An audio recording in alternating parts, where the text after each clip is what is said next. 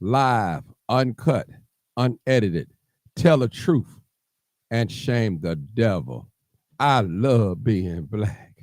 You already know what it is live, uncut, unedited, tell the truth, and shame the devil. I love being black. All right, y'all, come on in. Live, uncut, unedited. You already know what it is. Tell the truth. Live, and shame uncut, the devil. Unedited. I tell the truth. Tuning in and shame still the is Black devil. History Month. I love being so black. We definitely got to stay focused. Keep our eyes on the prize. Come on in, come on in. You already know what it is. Live, uncut, unedited. Tell the truth and shame the devil. I love being black. All right. Come on in. You already know what it is. Live, uncut, unedited. Tell the truth and shame the devil. 900. I love what's being going on? Black. I see you. I see you. 900 in the phone bank already, huh? How you been doing, 900? I've been good. My phone died a couple nights ago, and then I just didn't call back after I recharged it. Oh, okay. I figured we scared you away. I didn't know what was it. We scared you away. Oh no. Oh, okay. I got thick skin, Martin. Okay, okay. I believe you. I believe you. I believe you. Already know what it is. Live, uncut, unedited.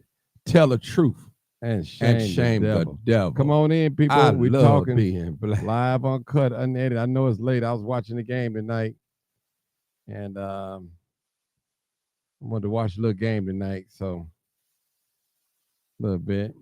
Got my new cable box, so it is. I don't get a chance to watch TV like everybody do, and you already know what it is. Live, I'm an uncut, man, unedited.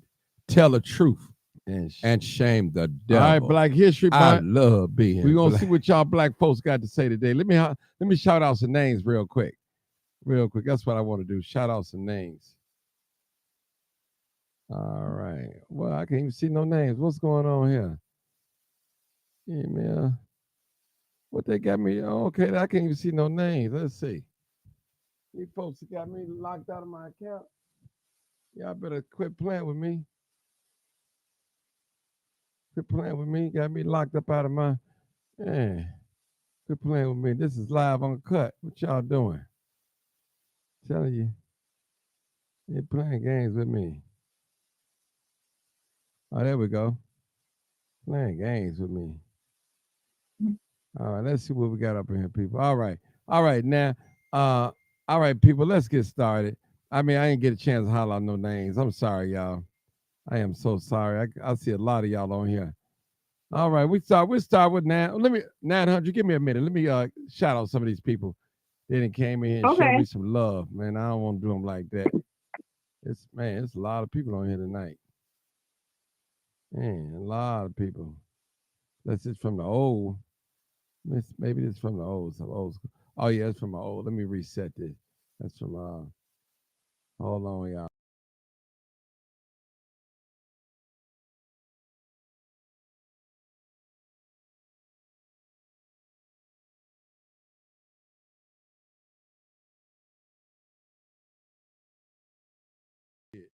No, they still here. Let's see. All right, let's see what we got here. Y'all knocked all their comments off. But anyway, come on. Now we talk about Black history. What you good got to say about black folks? You critical. So I want to hear what you got to say. You said it was open discussion. I did. It ain't really open discussion. I lied. I guess. Actually, Come on now. It should be open discussion. So you have to be quiet. Let me. It's not really supposed to be. It's supposed to be Black History Month. So you might as well hang up because you ain't got nothing good to say. Black history. No. I know you ain't got nothing good to say, so you. No, that's not true. That is true. Wait, I want to make a comment though, since the title did say open discussion. No, but I'm sorry, it was wrong. But that's the title. I'm sorry. I'm sorry. How you gonna switch up like that? No, I ain't gonna switch. That's what it's supposed to be. I am so sorry. So I'm sorry. Okay, well, I feel like it's a Black History Month. I was listening to some commentary today, and they were talking about this song. I guess it's a new song by this girl named Ice Spice. I'm not even gonna say the name of the song. I don't even know them. You lost me because I don't be listening to them crazy songs, man. I don't even listen to that stuff. Go ahead, sister. Yeah, I'm not even gonna say the name, but he made a good point, and he was saying stuff like, why do we lift up these? It's a very vulgar song, but anyway, he was saying, why do we lift up these, these kind of songs, and we forget about, the real people of Black history, like the real artists, music artists, like Ella Fitzgerald, Duke Ellington, the classics. Okay, I understand what you're saying. Yeah, because I don't know. You know what? I think I like Ella Fitzgerald. Yeah. I love her music. I think what I think is we attracted to trash. I hate to say it, and not just Black people, but people period. Just attracted to trash. Call in numbers on the screen, people. Hold on, sister. Let me get the call in number. Call in number 872-299-0808 or 872-297-6389. All right, people. I bet a lot of your callers, a lot of your listeners, they don't even know who Ella Fitzgerald is. They probably don't. I know who she is because I'm into music. I'm in old music. Yeah. She got a pretty voice. Yeah. All right, we got another caller just called in. She does. I want y'all to call in. I'm sorry, they got a little mixed up today, and 900 got a point. Why we glory these people that just, I don't know, just that bad music and trash, right? And we need to bring up the people, the real pioneers of music. That. But and honor Black History Month. Yes. Let's bring up the real pioneers. Yeah, real pioneers. Yeah, I agree with that. All right, caller. Hold on. 8193. You got a call. You got a comment, caller? Yeah, I'm just calling about this is Buck, by the way, and I'm calling regarding like Black history. I go in the other day I was in the grocery store and they selling Black history shirts, sweaters in there, and the Target. And none of these big corporate companies really give a damn about us having Black history, but they definitely about profiting on it. It's like Juneteenth. You see Walmart selling you a damn Juneteenth shirt. It doesn't make any sense how they exploit us every time they try to give us a little something. They want to get a piece of the action. We're giving their money right back to them. Mm-hmm. That's the name of the game. Yeah, it's all a brainwash. Like the Super Bowl yesterday, everybody want to sit up there and watch that and see all this. All they do is brainwash you to spend more money on commercials, on stuff you ain't got no money to get, and then want you to get further in debt so they can make more money off of you. And they don't, like, people can pay their bills if they get the little tax money and they're going to give it right back to them. I didn't watch it. But y'all know that's the American way, the capitalism. That's the American way. That's how they do things. Yeah, they always running that game on you. And then like now, it's right now we looking at all the stuff they trying to, like, the main thing is like education for our young people. And a lot of these young people don't even know about Black history, because when I was growing up, I'm an old timer, like not like your boy old timer, but I'm more alert to what's happening in the hood. And the real deal is these young people, I learned my Black history from my people. People taught me through my family and other people around me, but they ain't gonna teach you what you need to know in those schools. No, of course not. No, you got to be able to open your mind, and these young people only focus on foolishness. Why would you teach a slave how to be free? That don't make sense, do it? At all. You don't. Not at all. They want to control us. Who he is. That's right. That's how you keep power over a person. When you don't tell them who they are, you keep them confused. You keep them unbalanced. Go ahead. It's like now for like the holiday, I was saying, so I think I was commenting a few days ago, you was talking about, I got to about marching. We the only people talking about marching. All we want to do is get some exercise. Okay, that's cool with that. But ain't nobody paying attention. The only way to get through this supremacy system is withhold your money from their institution. If you keep your money from Super Bowl, Valentine's Day, Easter, all that stuff, if you keep your money back, they'll come to you and ask you what's the problem. Well, let me ask you a question. I want to clarify something, but I'm gonna ask you a couple of questions. What does margin does? Do it do anything? Well, in the back of the day, Dr. King did it in the 60s. We talk about this 2024. It was to get the attention of the public, but today we got so much media, it wouldn't be hard for the party if that was important. But the big thing what King did was when he boycotted that bus system, that hit him in the pocket. Okay. Marching is cool if you want exercise. It'll give you some, like if you need publicity, that's cool. But the only way to get them is when he stopped riding they buses. They was walking. They was catching rides with each other. And that's when they came to them and started listening to what they wanted. Because the only way you're going to get them is spending their money. When you mess with their money, it's like when he spoke about Vietnam, that was a death note because they didn't want, that's money for them. They're making money on that war. Mm-hmm. So when you talk about wars and money, you talk about their money. You don't want to mess with their money like that, but they going to take attention, and when you start messing with their pocket, that's the only way to get their attention. Okay, let me ask you a question. What do you think about the Palestinians marching out, blocking off Lakeshore Drive, marching in black neighborhood? Do you think that worked for them? Well, nah, nobody. Them people. Just look at the Americas, particularly, predominantly with the Jews anyway, the Jewish community. So they want to get that. I guess they were trying to get some publicity. That ain't gonna stop what's happening. They got the Jews in America is hand in hand. So that ain't gonna stop what's going on over there. So if they want to, they can march. That'll give some publicity. Let them know they ain't unhappy about this. But in reality, the money's still going over there, and they're gonna support any move they make over there. The American government, when I'm speaking about, so they wanted attention. That helped that get some publicity, but that ain't gonna help their cause because 90% of everything in America is gonna be on the side of Israel.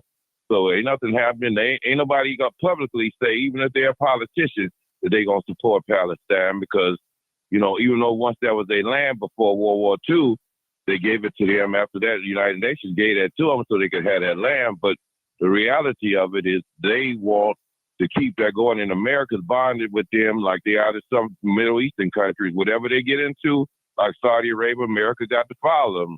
So they gonna go with the money. You got to follow the money where they go. Okay, hold on. I got another caller, 8140. Hey, caller, you're live, uncut, unedited. Hello. Hey, how you doing? Oh, I thought he was still speaking. No, you talk. Go ahead. All you need to do is turn down your Facebook. Turn down your Facebook. Turn it all the way down. Huh? Yeah, mine is all the way down. Okay. Okay. Go ahead.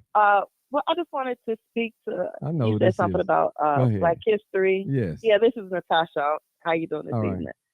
All right. I think that like when it comes to history, because this has always been on my mind, growing up and stuff, and even more so now that I'm an adult and I have a couple of kids of my own. I noticed that. So I'm 40. Mm-hmm. So my grandmother, she probably will be like in her late 80s by now. I believe she's still alive. And what I've learned, and I used to take care of the elderly, okay? The elderly. Mm. I've learned that a lot of our elders, and I understand why, but a lot of our elders kept a lot of information with them. And I think it was mainly because of, the hurt and trauma that they've, experienced coming up. And what I've gotten from them is that they just don't want to, a lot of them just didn't retell a lot of stories that should have been passed on down to them and so on and so on. Because I think that a lot of our elders just wanted to have a disconnect to, what they considered the bad times.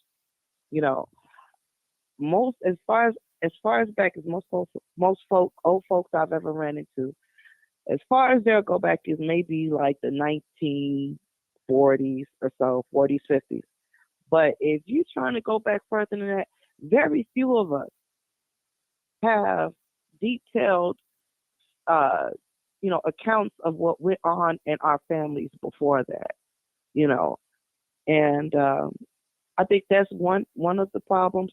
So as far as the telling of tales is missing from our history as Black people, because if you look at people from other cultures and stuff, they're always able to tell, have stories of a great great great great grandfather and great great great great grandmother, even if it was when they were living in across the country, across the world, you know. And another thing I see presently is, like, amongst my peers, we say things to each other like, because I get this a lot, sister soldier. Okay, I hear you, Malcolm X. And I'm just like, if you show a little interest in what it means to be Black, right? It's okay. It's okay, right? But if you teeter over a little bit more than what I guess is acceptable, even with your own people, you get judged. I don't even think a lot of our people even want to face what it means for us to be Black here in America. I think that a lot of our people even want to disconnect the current events that we're seeing go down is evident. Hey, let me Because, say, like, with that situation on Essex. yeah, let me just say Hello? something. Yeah, let me just say something. A lot of us are living a lie, sister, and we don't want to see it, because if we really see Yeah. it, that means we had to stand up and fight. And a lot of people are not willing to fight. They so in love. Nobody want to die, but they want to go to heaven. So my point is, Exactly. they don't want to fight. They rather go get a bottle, Yep. smoke a Ain't no way blunt you don't weed, see it. and escape their reality. You got a lot of Even old look, even people. with the situation. Hold it, sister. Hold it. I'm Hold sorry. it. My father was one of those people who you described, that was raised up in the deep South in Mississippi. I think his population in his little town was like 2,000, 1,500, 2,000. And he never really wanted to talk about them rough times they had down in Mississippi. Never. And one thing that really hurted him, I believe my aunt told me, that when he was playing with the little white boy, then when they got a little older, like teenagers, he had to call him Mister, the white boy, and that hurted him. That Even when hurted they him. got grown. Yeah, but they weren't even grown really at the time. He was playing together. He had to call him Mister. So my father was one of those that I would say frozen in fear. Didn't talk about the history. Didn't want to hear it. He was a street person. They don't. So I identify what you say. A lot of them older people, they don't want to hear it, and a lot of them still living in the past. Not saying that we should forget the past, but they're living in the past with these old politicians, these old civil rights people that don't mean Black people nothing. Today's Black people nothing. All they chasing is an almighty dollar. They don't care about, if you're not a part of their organization, they click, they don't care about you. And it should be like that. Go ahead. And the thing is, and to speak on what you just mentioned last, people are really fooled by people with money, fooled by people with so-called status, right? But what they don't understand is a lot of our people that are supposed to be, or actually do have, wealth, money, or whatever, and are in a certain position, a lot of us don't even realize that even those people have a sense of inferiority. No matter what it looked like, some of us could see straight through that. And the reason why I say that is because they put themselves, like our politicians, put themselves in these positions where they have the potential to be a giant, but they allow themselves to play little man. Yeah. Well, listen. And to take orders. Go ahead and say that. I want you to finish up. I got another caller. Yeah, we still ain't got into the good stuff like Black people. Okay, the 0152. Come on, caller. 0152. This is Mark. Hey, Marcus. Go ahead. It's Mark. Go ahead. I want to just say this. In my family, they didn't hide stuff from us. They talked about it. You have some generations that don't want to listen to it. Excuse me. You have some younger people in the family that didn't want to hear it. That was when y'all was kids. That ain't gonna happen now. That's what they saying. And then you hear people like me who sit close to the elderly, and I listen to them tell me the stories about how racist Mississippi was. I knew about Mound Bayou because my family is from Mound Bayou, an all-black town in Mississippi. But then there was Shelby, Mississippi, that was an all-white town. And there's a lot of stuff in the history books that's not in the history books that should be in the history books. And one of the things my mother would often tell me that pissed her off was to see how hard they had to come up in Mississippi and come up here to Chicago, not just Chicago, but come up here and see how bad these gangs was and how they were destroying their own neighborhood. That pissed her off.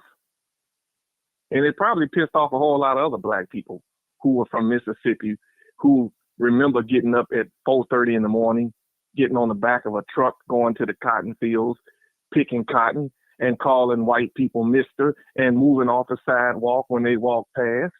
Because if you didn't, you'd get lynched. But some of these kids today, they don't think that can happen again. That's what they mean about making America great. Bringing it backwards, bringing it back to the days, bringing it back to the time where the police could beat the crap out of you because you black and driving a nice car. That's what they mean about making America great again. And our black politicians are in a position to do a lot, but they're not doing it. And people think that prayer doesn't work. Our ancestors prayed, and we are where we at today because they trusted and believed in that so-called white God in the sky. Our ancestors prayed for us to do better. And look where we at. We are in the position to do better, but we're out here competing with each other, hating on each other, don't want to see the next black person come up, and we really don't know who our enemy are. These kids talk about the op, their own black brother and sister being their enemy. But the real enemy is those that are oppressing us, that own the jails, that's pushing dope in our community, that's putting the guns in our community, that control the schools and the flow of food and the flow of water. That's our real enemy, and White we don't even people. know what he got. Mm-hmm. White people. That's right, white people. Say their name. White people. White people, the devil's people. Not all of them, but we're talking about the ones that set up in behind these offices that you don't see controlling these strings. These black politicians are on strings, and they're being controlled by some white person, some rich white billionaires who could care less about a poor black person. They don't even care about their own poor. So why would they care about us? Mm. Hey, hold it right there, Marcus. I got another call. I took you before the other call. I'm sorry, other call. All right. 65. Don't go nowhere. 6557. 6557. Hey, Martin. Hey, I'm sorry. Hey, everybody. King. I skipped over you. I didn't even see you. I saw that other number. Go ahead. It's Black History. Oh, it's all right. Yeah, absolutely. So a lot of people cannot relate to what I'm about to say. Some maybe, but I actually lived in a house when I was growing up. It was like 5 generations of us, right? So where I knew my grandmother's grandmother, I didn't know my grandmother's mom because she had passed away, but I actually lived in the house with my grandmother's grandmother. And when we would ask her questions, you know, she was born June 12, 1890. So of course we would ask questions like, well, Big Mama, did you know about, you know, what happened with your family? Were they slaves? Or, you know, trying to get some kind, she never talked about that. Mm-hmm. Never. Trauma. And I mean, it didn't matter what, who, if we asked about that, that was a dead subject. You know what I mean? And I can't imagine what it looked like. She was one of 11 girls. And like I said, she was born in 1890. So we had sisters that was before her. And yeah, I mean, I know a lot of my family history because my house where we live was headquarters. But the other caller was absolutely correct. It's a lot of times, you know, our elders don't want to address those things because it's it's like bringing up his trigger moments and stuff. You know, I can't even imagine what some of them went through. I can't. I mean, I hear stories and I'm like, oh my goodness, but just to actually live it, I can't imagine what that looked like. They had hard time. And like Marcus just said, we are all in a position right now to do a whole lot of great things, but you know how much easier it is to say, you know what, I'm not going to do that. I'm going to go get me a bottle. I am going to go smoke me some weed. I am going to go, instead of just dealing, because when I say I believe in my heart of hearts and every fiber of my being that Black folks are the greatest on earth, I stand 10 toes down saying it. Tell the truth. We make and shame major the out of devil. nothing. You understand? We make major out of nothing. Like people hungry around us, you gonna eat because we gonna figure out something. Like major out of nothing. I love being Black. Man, what part 10 of that? toes Hold down. on. I'm What part of unapologetic. that you think my audience couldn't relate to what you said? I don't think you said nothing that we couldn't relate to. The only part was the great grandma, Yeah. my grandmama's grandmama. That's the only part. Well, I mean, Because some people didn't even my know their father was grandma. born in the 30s, and he didn't talk about it. He was born. I mean, he just didn't talk about it. I don't know. A lot of older people, even right now, they are frozen in fear. They are afraid. They'll get on a show like this and talk about white people. But if white people get in their presence, Right. man, they shut up, they quiet, and they can't get them, so they giggling, making corny jokes, laughing at their jokes and all that. I'm telling you, they are frozen in Martin, fear. I'm gonna tell you something, and I'm gonna just keep it honest because I'm one of your biggest followers, right? Give me just a little bit of time, and I guarantee you this: you will see me outside with y'all. I got 1 month, Martin. 1 month. I'll tell you later. I can't spoil it. I got 1 month, and then I'm gonna have myself together. I'm gonna just leave it at that. Okay. And then after that, I need a little bit more time. I say anytime after May, whatever y'all got going on, Keena's gonna be there. I was unable to beforehand, but I guarantee you, you know, health issues, of course. Right. We'll talk about that later. But give me till May. Give me till May. And I guarantee you're going to be like, Keena, you out here again? Yes, I am. Yes, Well, I am. That's what it's going to Yes, take. I am. And let me say, young people, it's up to you guys. And I'm not even consider myself in it because I'm 55. And it's up to the young people to do it. You guys got to carry the torch. You guys got to be, you guys cannot be no punks.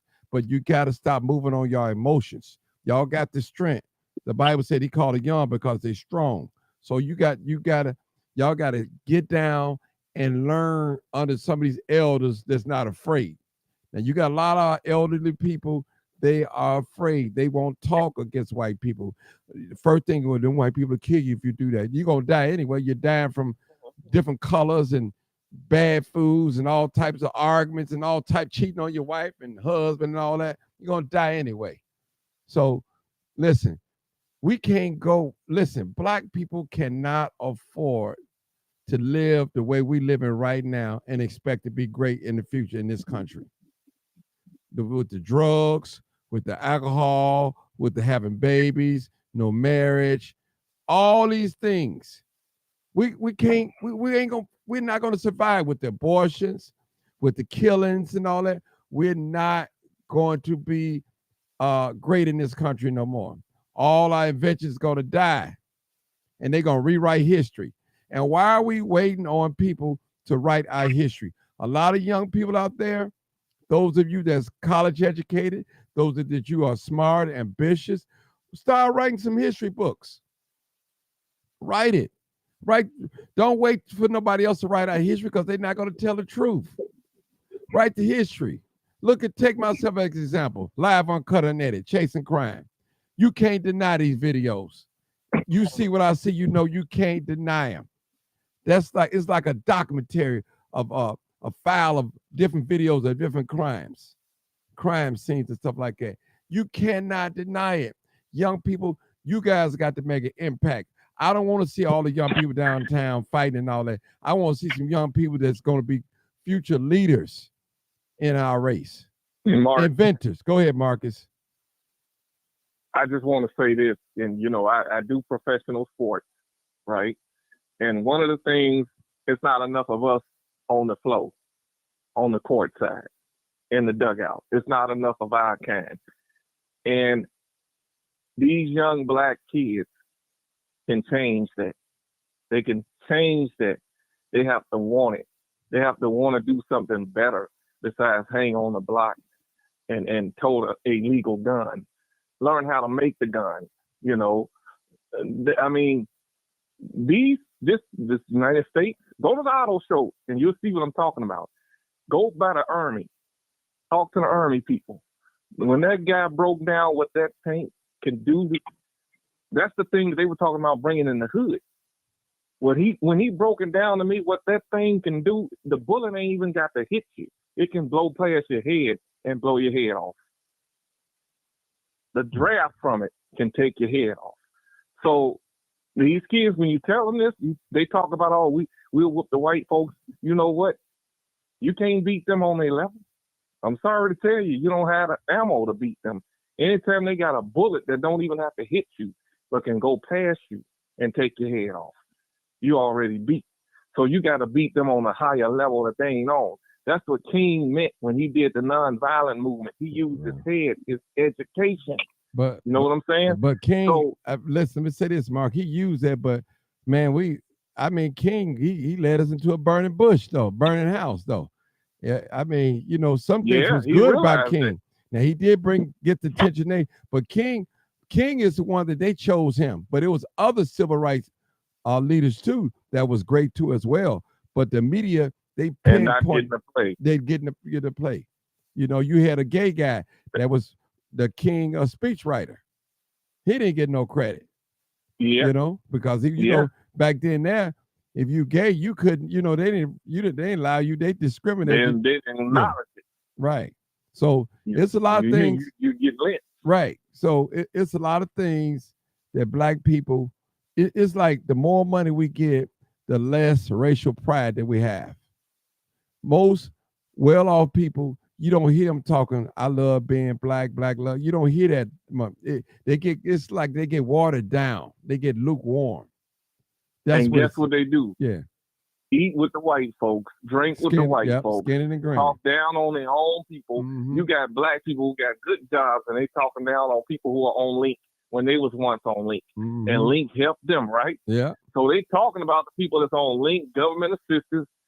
They look at some people and automatically when they don't know your finances, they on SSI. They make fun of their own people. Our own people do. So we got to quit doing that because I don't hear white folks talking about white folks on public aid. I don't. I haven't heard one. I'm not going to say they don't do it, but we got to do better. And these young people got to be introduced because some of these older people have misguided these young people too. Mm-hmm. The older people got to start guiding these young people. Some of these young people are coming up in households that me and you couldn't even imagine being in. Mm-hmm. But the older people have got to start guiding these young people in the right direction. A lot of them want to do right. They're dying to do right. They're dying for somebody to help them. And black media is the media that can tell the black history, but the young people are the ones who know what's going on right now.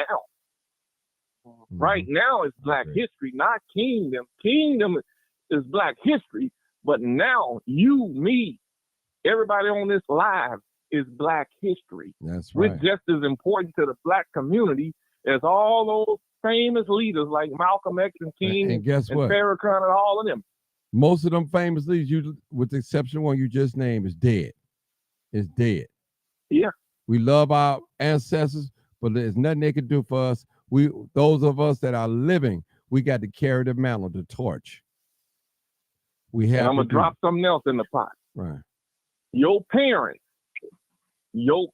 any black father, mother on this live right now, you are black history.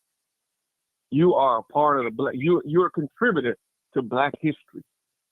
Ain't no one person, one group of elite people. We're all elite. Every day that we get up and go to work, whatever we do is black history. America wouldn't be America if it wasn't for blacks, because there's a lot that ain't in the history books that they kept out, and they deliberately kept it out. And the more I research I'm like, this country, white folks telling black folks to go back to Africa. If we did, they would have to nuke Africa. Mhm. Well, they wouldn't be able to do that because we know we made the nuclear bomb. So Mhm. we'll make a better one. Yeah, There Natasha, wouldn't be no America. Natasha, go ahead, sister. My spirit keep calling you out. Natasha, I'm sorry. Yeah, I'm here. I'm calling you on to speak. Go ahead, sister. Okay, did she hang up? Okay. She calling right back. She phone hung up. Okay, she's calling right back. And you know what, people? Martin, Yeah, go ahead, 900. okay, so everybody's talking about, dang, what was I gonna say? You go ahead. You don't even know what you don't even know what you want to say. Shame on you. Shame on you. Come on, Natasha. Hello? I'm sorry. I Yeah. accidentally hung up. Yeah, I know you did. But I did want to speak to. I asked a question like a couple of years ago on social media, and I was like, I wonder because I'm not a man, right? So I always wonder, like, are our men, our black men, are they afraid to raise what would be considered a militant son? I don't think that you would have to apply that title, but of course that's how they would probably be labeled. But basically a young black man that is aware of himself, where his people's been, where he is, and where he's going, right? One that is not one that's being taught, to respect himself and to not expect anything less from others, regardless of who they are, and be willing to stand up for what's right. I don't think a lot of boys are being raised like that, and I think that some of it is fear.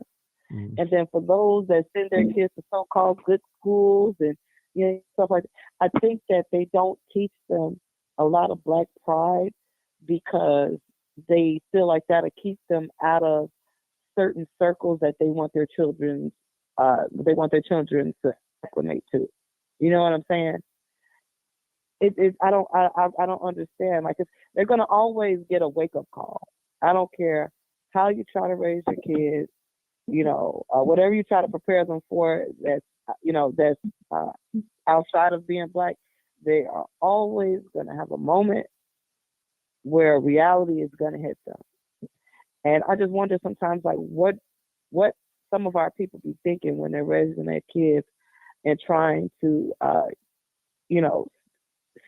stay clear of the things that their children needs to know, as if being black doesn't mean anything here.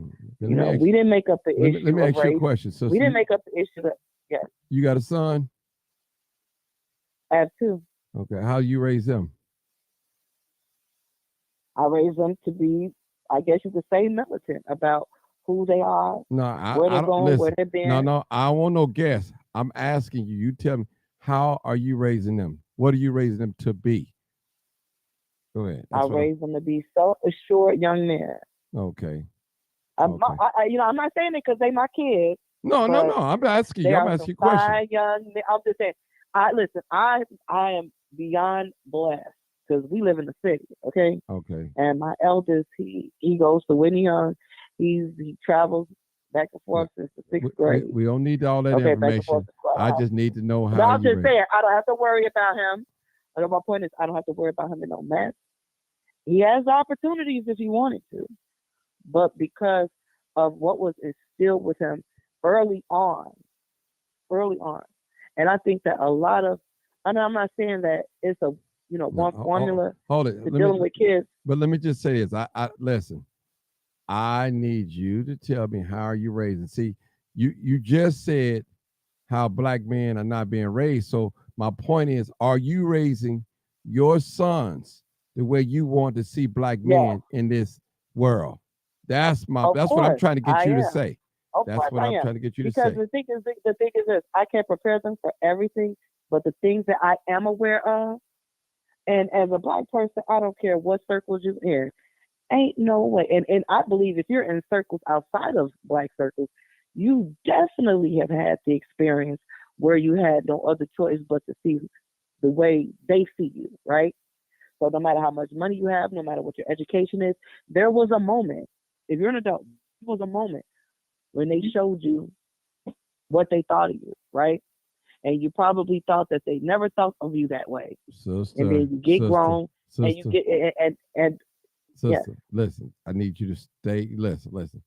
Tell me what are something that you are instilling in your son so other people, other parents that's listening to you right now can hear I how from day one,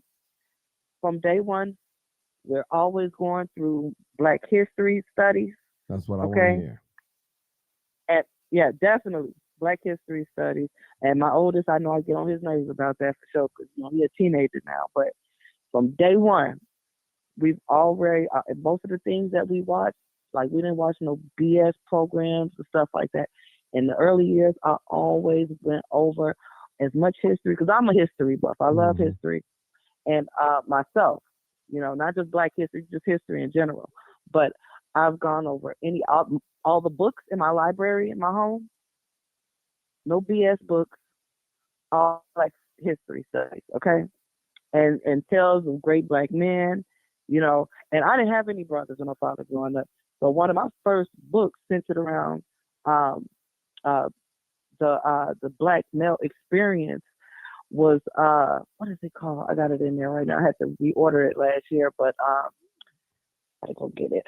But anyway, it helped me with a lot of things on how the male Black mind works and some of the experiences that they may have in life or whatever. And like I said, I know it's not a one formula to anything, but a lot of these things I've seen, in my travels throughout life. And but just keeping them aware of the current events and what's happening in their lives when it comes to their education, their circles, even the community of young men that they don't even communicate with and then fraternize with. We speak about those things. Mm-hmm. Okay. Are they in contact with their dad?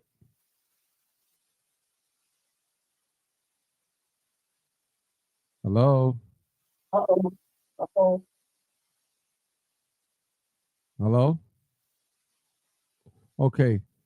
And she don't want to answer that. Now, listen, I'll need you to speak out for her. She's a grown woman. She's 40 years old. I'm going to 8193. 81. Yeah, Go ahead, brother. here I go. Yeah, what I would like to say, as far as we talking about being mentors to our people, only us can help us because ain't nobody coming to help our community. So ain't no other people outside of it. So it's being in a Black family, your Black family, you got to start with the Black family. If you don't have a father, maybe it's an uncle, a brother, a mentor, someone had to guide these young people.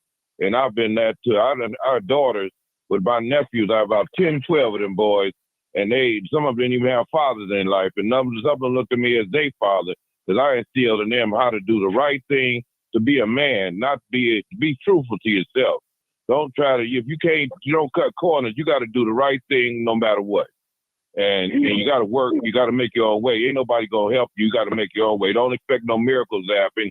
You're your own miracle. So being a man, it take a lot of grit to get up every day and just doing the struggle. And that's something I do it by example. You got to see this. And if they believe in a man that they see doing that, it's like when I was young, a lot of young guys had role models. Either they look at somebody that was a hustler, pimp, or somebody that's working every day. They want to be like them. And a lot of young men copy the styles they see around them in their community. Nowadays, everybody concerned about money. Everybody looking at money gonna make them fulfill their life. Money ain't the answer, because they can get all the money and they still be lacking somewhere. So the thing is, you got to show them. As I grew up and stuff, I learned as a kid that we don't shop with nobody if they don't hire us in the first place as Black people. You go to a store, ain't not a Black person working there, you walk right out the door. You don't support people that don't support you. And you got to be real about that. If you give your money to people that don't even support you, keep it moving. Don't even play with them. And let me ask you a question. Do you shop at black-owned Yes, sir. businesses? Do you shop at Yes, black-owned sir. I businesses? always do. Where you Yeah, I at? see you at the flea market the other day. Okay. That's what that do. I buy music from them. So I know the cats. Anybody, I go out my way to support black. If I need a black man that work on a carpenter, a plumber, I'm gonna try to find somebody, a brother, before I go to other people. First of all, if I can't get no results from my people, then I have to go another route. But I'm gonna give every effort I got to give a black person the Well, opportunity to work with them. what about if it's a $10 difference? If the black man got it for $10. Money shouldn't be an issue. No, But not me. see, I'm okay. I'm I'm just just comfortable with my saying. own people. I don't know how other No, I'm Yeah. just saying, but that's I how a don't know how lot of us people think. get down. They rather have other people, right? If it's like, especially with food or with work, I need to have. I see a lot of people, they can cut their own grass, but they're high Hispanics. I ain't got nothing against it. That's their business. But if a young brother got a lot, I talked to a brother a few years ago. He was a hustler in the street. I said, yeah, man, you could do better than this. You can out here get you a lawnmower, get you a shovel. You can wash cars. You can do anything, but you ain't got to sell no weed and cigarettes. You can do something else. If I didn't tell him that, I feel like I wasn't doing my part. I could tell him it's a better way for him. He'd listen to it or he don't, but I at least had to tell him that. Hey, Martin. Yeah. Go ahead. Yeah. Just like what he said. Sometimes I tell people, guys, really, like younger guys, I'll tell them, hey, you can get out here. You can go to Home Depot, invest in you a nice pressure washer. You call the local pressure washing businesses and see how much they charging to do certain jobs, and then you cut your price by, like, I don't know, $20 or so, and you advertise yourself on Facebook or just online, mostly Facebook, and you'll be surprised how many clients you will get. Okay. And that's your own business. Yeah. Hold it right there. Let me say something. Hey, Mark. Hey, Mark. I just wanted to say that I thought I was speaking to you all, but my Bluetooth was connected from the other room. I'm so sorry. Okay, no problem. But go ahead. I'm sorry. All right. I'll come back to you in a minute. I want to address I was something just real running quick. my mouth. and Okay. I'm like, what? I want to address something real quick. Miss Trina Taylor, she said, I shop where I'm safe and they treat me right. Black or white, it doesn't matter. The race is all about hospitality and safety. But let me just say this to you, sister. That I don't know if you black or not, because I'm looking at this picture. You could be a troll, but let me explain something to you. People like you, people that think like you, let me say that, people that think like you is the reason why our young people out here carjacking, stealing, and robbing and everything. Listen, if our children don't eat, what you think they're going, what is the next thing you think they're going to do? They're going to get us. They're going to eat off of you. They're going to get on us. They're going to rob us and steal it and breaking our car and all that. So it's not about the price. It's not about the comfortability. You got to come out of your comfort zone and support black businesses. That's why we don't have no black business, because people with that mindset that you have, we're always going to be last. I see a lot of you guys, a lot of black people eating corn and doing all them taco stands. Now, if it had been a black hot dog stand, you probably won't do it. You'll make up, they nasty. They too high. It's self-hatred. So what I'm saying, you can't have that attitude, well, I'm going where I feel safe at, or where I get to where they're friendly. That's not about that. It's called group economics. When you don't practice group economics, guess what? It kills the race. It kills us. It kills us economically. That's why we so messed up now. When we integrated with white people, we lost all our businesses and built up their businesses. We lost that group mentality. You got to have a group mentality. And I'm not trying to come down on you, but a lot of black people think the way you think. And when we think in that way, we're thinking individual. Guess what? Open up a business in Chinatown. Open up business in one of these white towns, the little areas. They ain't gonna shop with you. You ain't gonna get no money. You ain't gonna get nothing from them. Nothing. See, they know the power of their dollar. We don't know the power of our dollar. We think everybody love us. See, there's a difference from a person being friendly with you. Because he being friendly with you, that don't mean that he's your friend. That's a difference. You got to know the difference. We got a lot of friendly white people out here, but they're not our friend. They Period. just want your money. Just want Yeah, that they'll money throw out that of your smile pocket. on you on their They- face real quick. They don't want to live next to you. They don't want to party with you. They don't want to do nothing with. They just want your money. And listen, and if you work for them, they don't want you to be their bosses either or supervisors. Period.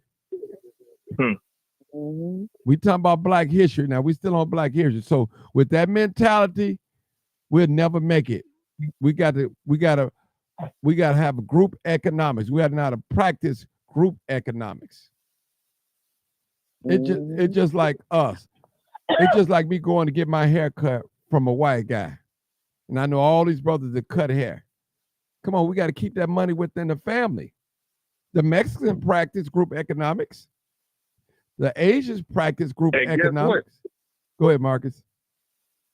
Guess what? If we did that, we would have less crime in our community. A lot of this crime is being committed because people are starving. These young people are starving. These older people are starving. A lot of these young people are out here committing these crimes. I ain't making no excuses for them, but a lot of them are committing crimes to take care of the elderly people who took care of them. I've had young teenagers to walk up to me and say, "Is your paper hiring?" They're tired of seeing their granny cry over the bills, taking all her money. Their grandfather crying, taking all his money just Hold to on, pay Marcus. bills. Hold on, and ain't got no hold it, money. Marcus. Hold it. See, a lot of y'all get on here talking about God and all that. I guarantee you, a lot of y'all churches out there, you ain't got no white people in there worshiping with y'all. None of them. Now, but y'all supposed to serve the same God. You got a white Christian church and a black Christian church and a Mexican Christian church. How that sound? That don't sound right. If you serving the same God. Now listen, black people, let me tell y'all something. When y'all trying to be like other people, that's when you lose your racial pride. Be who you are. Love who you are. Some of you guys, I've been on a job with you guys. You celebrate St. Patrick's Day, Cinco de Mayo Day, all these days. Hard. Yeah, Go hard hard. I for mean, them you go holidays. hard for it. Shirts, everything, you go hard. But when it comes Black History Month, you silent, you frozen, Quiet. you quiet. You quiet. Where's your love for It's your over, race? Martin. It's Huh? over. Well, that is a no. Yeah. It's over, Martin. What's over? It's not over. Let me tell you something. It's not over. It's not over. Hold There on. ain't What no hope. It's over. ain't no hope for what? For us. No. What? No. Why would Sister, you say that? why would you say I that? absolutely disagree You with see- that. hold on. Let me say this. If you say, do you identify yourself as being black, or what do you identify yourself as being? Let me just ask you that. Okay. Because if you You know what I don't, mean? yeah, if 900, if you don't identify as black, you shouldn't be in this conversation, period. You know, I'm serious. I'm just Exactly. seriously. I'm being, Martin, we had this conversation but already. I'm you know just what I saying. am. Now, regardless, I'm asking you, if you don't identify as being black, you probably don't need, this is probably the wrong conversation for you right now. I'm not saying you can't talk on here. I'm not saying that. I'm not saying. Martin, come on now. You know what I identify as. I'm black and Mexican. Okay. I'm both. Okay. I'm not gonna take. I'm not gonna take one over the other. Right. But are Mexicans, is it over? Is it no hope for Mexicans? We talking about black people though. I'm just saying. You said you both though. Yeah, but we talking about black people right now. But you said that you're both. The title of the show is Black History If Month. she fill out It- paperwork, it- she it got to ain't- say it she ain't one or the Cinco- other. You can't be both. It ain't Cinco de You got Mayo. to choose a side. No, But what I I'm ain't gotta saying choose is, nothing. I'm both. But what I'm saying is, how you gonna? You ain't how gonna gonna- tell me. You ain't gonna tell me I gotta choose between one of my I ain't saying parents. that you got to choose. I I'm ain't not gonna tell talking you to that you got to choose. I ain't talking to you. I'm talking What to I'm the guy. saying is, how do you condemn one side of yourself to a death, but you're not gonna speak on the other side? Because Like, make it make sense. because of all the things that Martin was just saying, and he was saying, oh, you know, you if you in a black church saying all this stuff about white people, but you ain't got nan white person in your church, and he was saying, oh, you know, if you open up a business in this neighborhood, the Mexicans are gonna shop with the Mexicans, the white people gonna shop with the white people, and that's true. We can see that for ourselves. But look at see that this for though. ourselves. But look at this. We have come a long way, even though it doesn't look like it. Listen, Mexicans got their problems too, but tonight's show is about listen, black. but look at this. There was I a wonder time, if and they I was accept talking you. about this today. But hold on, I was just talking about this earlier, okay? About how nowadays, right? You talk, I guess you could say too much. I don't believe it's a such thing as too much, but you talk too much black shit, right? Your own people gonna criticize you, right? Call you crazy. I've been even called radical, and I'm like, oh, that was a new one. You know what I'm saying? But you have to realize something. You would not even be able to do the things you do today if it wasn't for somebody in the past. Okay, trying to do something to change it, and they were being judged too. People were even judging folks for trying to run off a plantation. They thought it was niggas like you thinking that it wasn't no hope then either. So you have to be careful. You have to be careful. Well, look, You have to be careful because if you believe that. I'm just speaking my opinion because all the stuff that Martin is saying is so true. Listen, And it's just we are so you far saying gone. that there is no hope does not mean anything to me or anybody else. It don't have that much power. That's because Listen, that's what an opinion is, ma'am. because That's what that's an opinion okay. is. But I'm letting That's my you know opinion. that the reason you're not going to ever see it any other way because you done already convinced yourself that there's no hope. Maybe. So why are you even interested in a conversation like this? Because I'm talking to Martin. And I'm going in and out with the conversation. I'm disagreeing with this or I'm agreeing with that. I don't look. Martin I'm just knows saying, me. usually Martin there's a knows- purpose to something. Martin knows. Martin, let her know. You know that when I call in, I don't 100% agree with you on everything. I don't And you think know what? nobody do And I'm either. not afraid to. Yeah, and I'm not Hey, no, afraid to say that you because don't have to because agree. you know what? You don't Because have to agree with I don't everything, but kiss. if you I don't think kiss. I don't no kiss hope for anybody's black behind. people, but you in I don't kiss anybody's conversation, that's behind. weird. Martin, like I That's said, weird I call that you into would be Martin's part of a show. I conversation. call into Martin's show because I like to have. That's the craziest thing I've heard in a long time. Look, we both can't be talking at the same time. Okay, Good so somebody Lord, got to lady. be quiet. Somebody got to be quiet. And see, Martin, I this is guess what it I'm gotta talking be me, about. huh? This is what I'm My talking about, God. Martin. We get on here. People get on here, and it reminds me of. Oh yeah, this is what I wanted to say when I first called up Martin, and this proves my point perfectly. Lord The last Jesus call-in show I heard of yours, I think it was about 3 or 4 days ago when you had that preacher boy on there, and he was going back and forth with two other guys, and this is exactly what proves my point. How are we going to say we have leaders, and he's supposed to be leading a church, supposed to be a pastor of a church, and the pastor is referring to people as bro and dude and all these What's other wrong type with of stuff. that? What's wrong with? Hold on, stop it. What? Come on, y'all, stop it.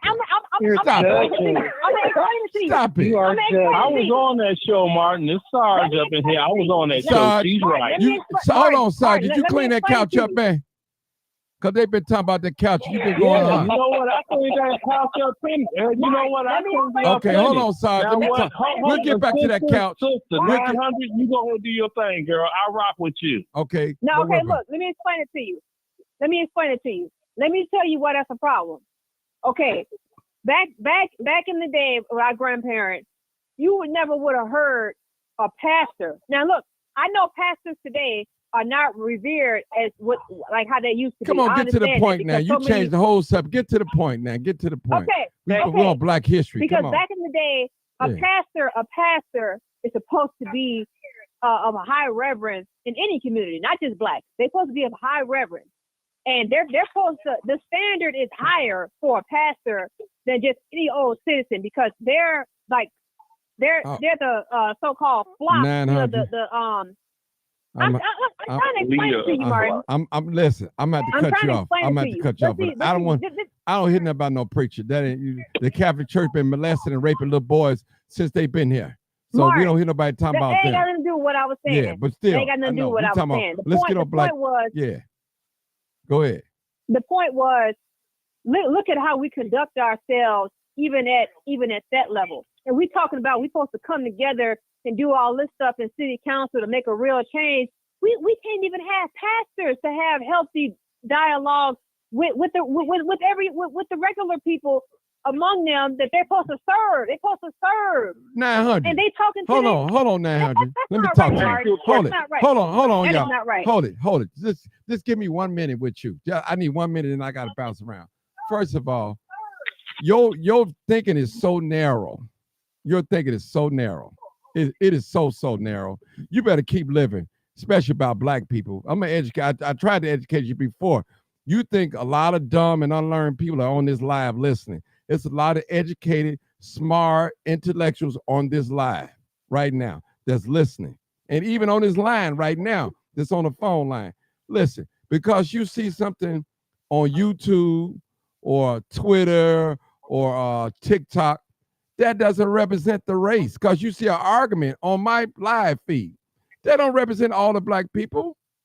And let me say this to you. I didn't say that. Hold on, Martin. no, but I got to. Your thinking is so narrow. Your group was so small. You know, listen.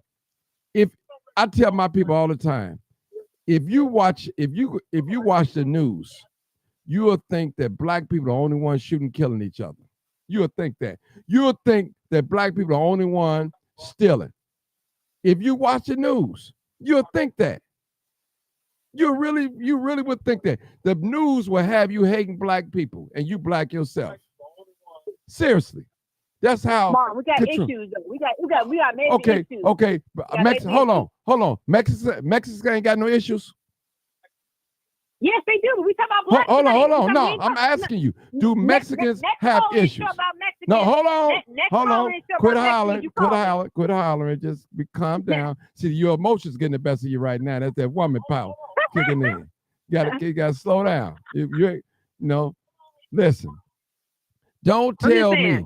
Listen. See, black people, when we start comparing ourselves, and we the first here on earth, compared to other races of people, that's how we gonna get in trouble. Trust me. That's how we gonna get in trouble. White people set the standard for a lot of us because, well, how you know that, Martin? When we call some ghetto, by you calling some ghetto, what are you comparing it to? You're comparing it to white people. If white people say you don't do this in business, you don't do this in business. If white people don't work, you're right. I mean, that's how we do. If white people say, what's the saying, Martin? If you white, you right. If you brown, stick around. If you black, get back. I'm telling you, I'm telling you, whether you want to believe it or not, a lot of people still think that way.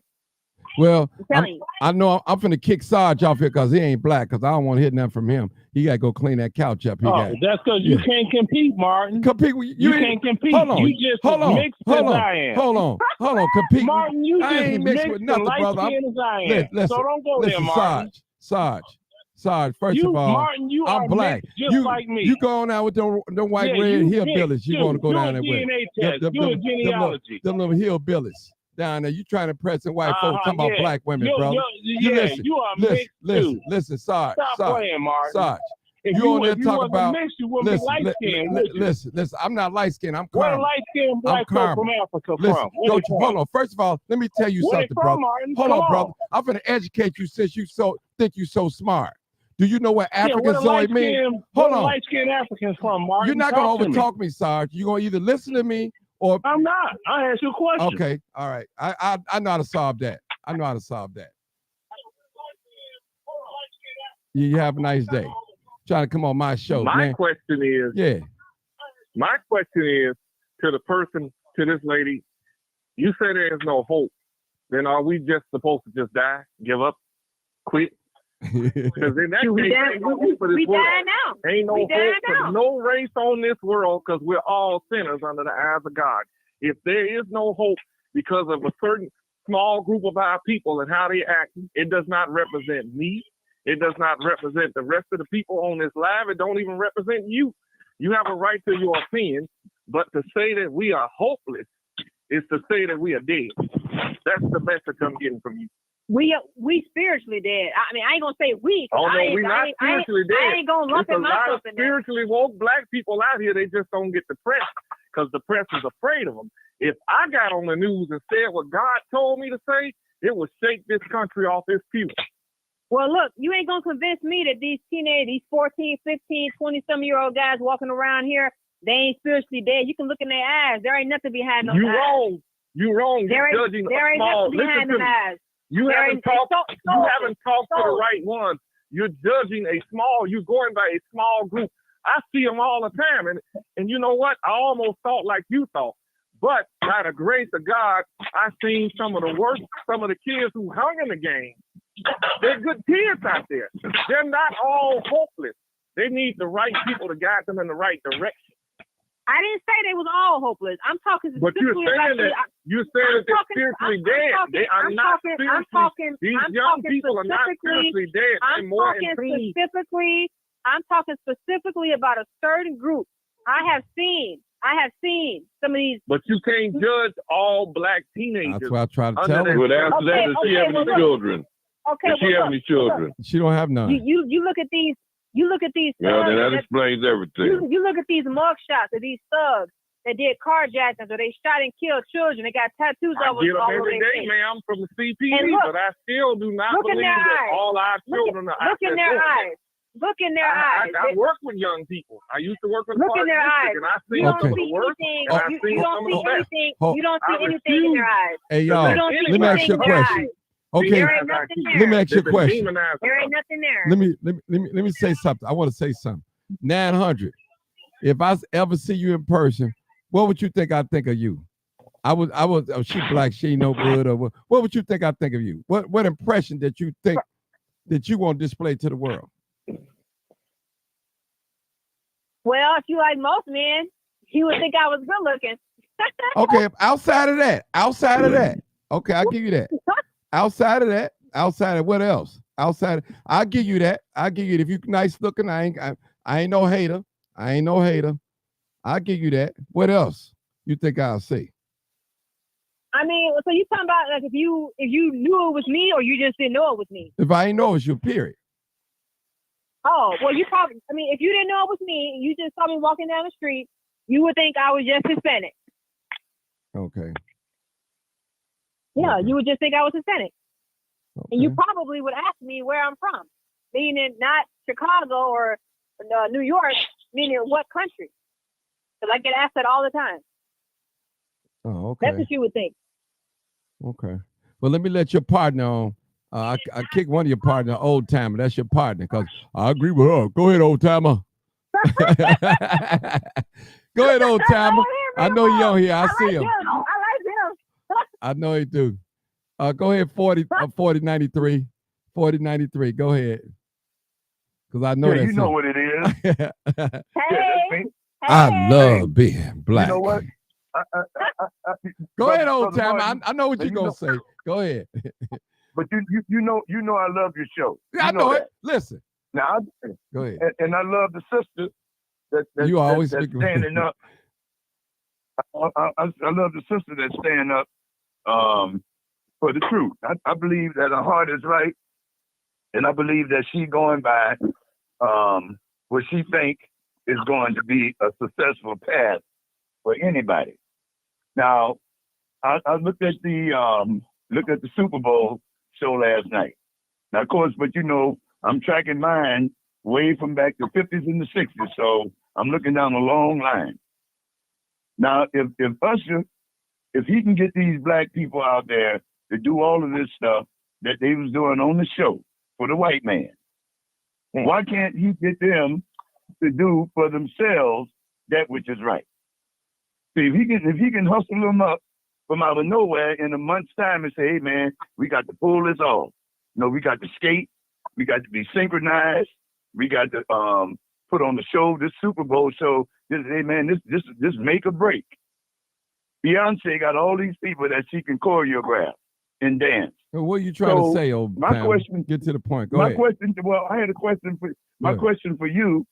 What do you think that people are supposed to do to make their lives better? I mean, what is it that, because once you get past 18, I hope you agree with this, once you get past 18, then you basically on your own at that point in time. Okay. There is no other recourse. Oh, okay. Let me say this.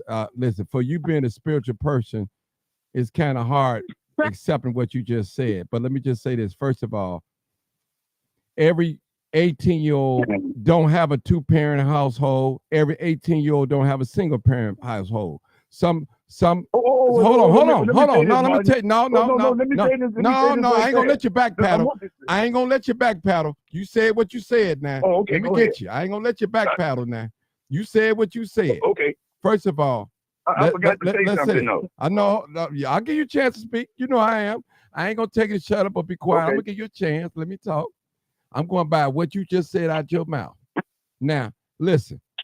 18 is a number that we say is grown legally. That's what we say. It's the law of the land. It said that you're grown when you're at 18. What I'm saying is, most people. Old timer, put your phone on mute. Or Like something. washing clothes? That's all. Old timer. Like washing clothes? Listen. Most people that come in these poor areas, that grew up in these poor areas, I would call it these areas that's high crime areas. They don't have the same opportunity as some of the young folks that's in Oakland, Oak Forest, Blue Island. They don't have the same opportunities because they're fighting against so many elements. Okay, one element, as one man always say, at home. When your home element ain't right, then you got to go to school. Then your school element ain't right. Then you're out in the streets. That's 3 elements that can devour people, period. Now, some people don't have that principle of, I would call it a godly principle upbringing, a religious, morally upbringing. Why you think a young man, 10, 11 years old, 15, 16, 17, 18, can point a gun in a crowd and shoot some people that have never done anything to him? Because there's nothing morally there. It's gone.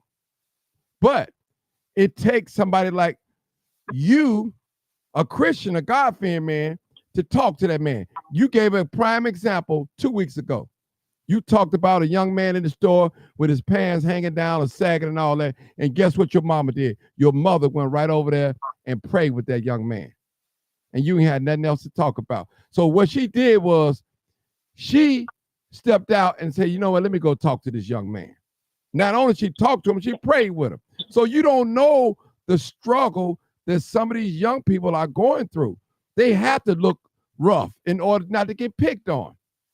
They have to talk a certain way just to fit in. It's pure pressure. Listen, I'm not young anymore. And it's young people that's going to have to carry the mantle. And so as long as we're talking like this old timer, we'll never bridge the gap between the young and old. The young people will look at us crazy and we'll look at them crazy. Listen, we still talking about Black history. I'm talking about Black folks. So old timer, we have to reach these people. We're not going to be able to save everybody. Even your own scripture that you read all the time, St. John 3:16, for God so loved the world that he gave his only begotten son, that whosoever believeth in him shall not perish. Now, if you don't believe in him, the Bible said, he that believeth not shall be condemned already. So, you know, you can't save everybody over time. Everybody's not going to accept Jesus Christ as being Lord of the world. Everybody's not going to accept him except Jesus. Mm-hmm. They're just not going to do it. You might think the Christian thing to do is go to church, stay out of trouble, don't drink, don't smoke, don't fornicate, don't commit adultery, don't lie, don't steal, and that's perfect. But to the next man, that means nothing to them. I got to eat. That's how they look at it. And I'm going to do whatever. If I got to rob, I got to steal. If I got to sell my body, I got to eat.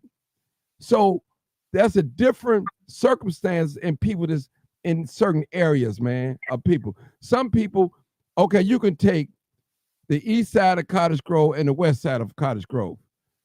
So if you on the west side of Cottage Grove, you belong to this certain gang, you might not even be in the gang because you live on this side, you identified as being this one gang. So that's how it's made up, brother.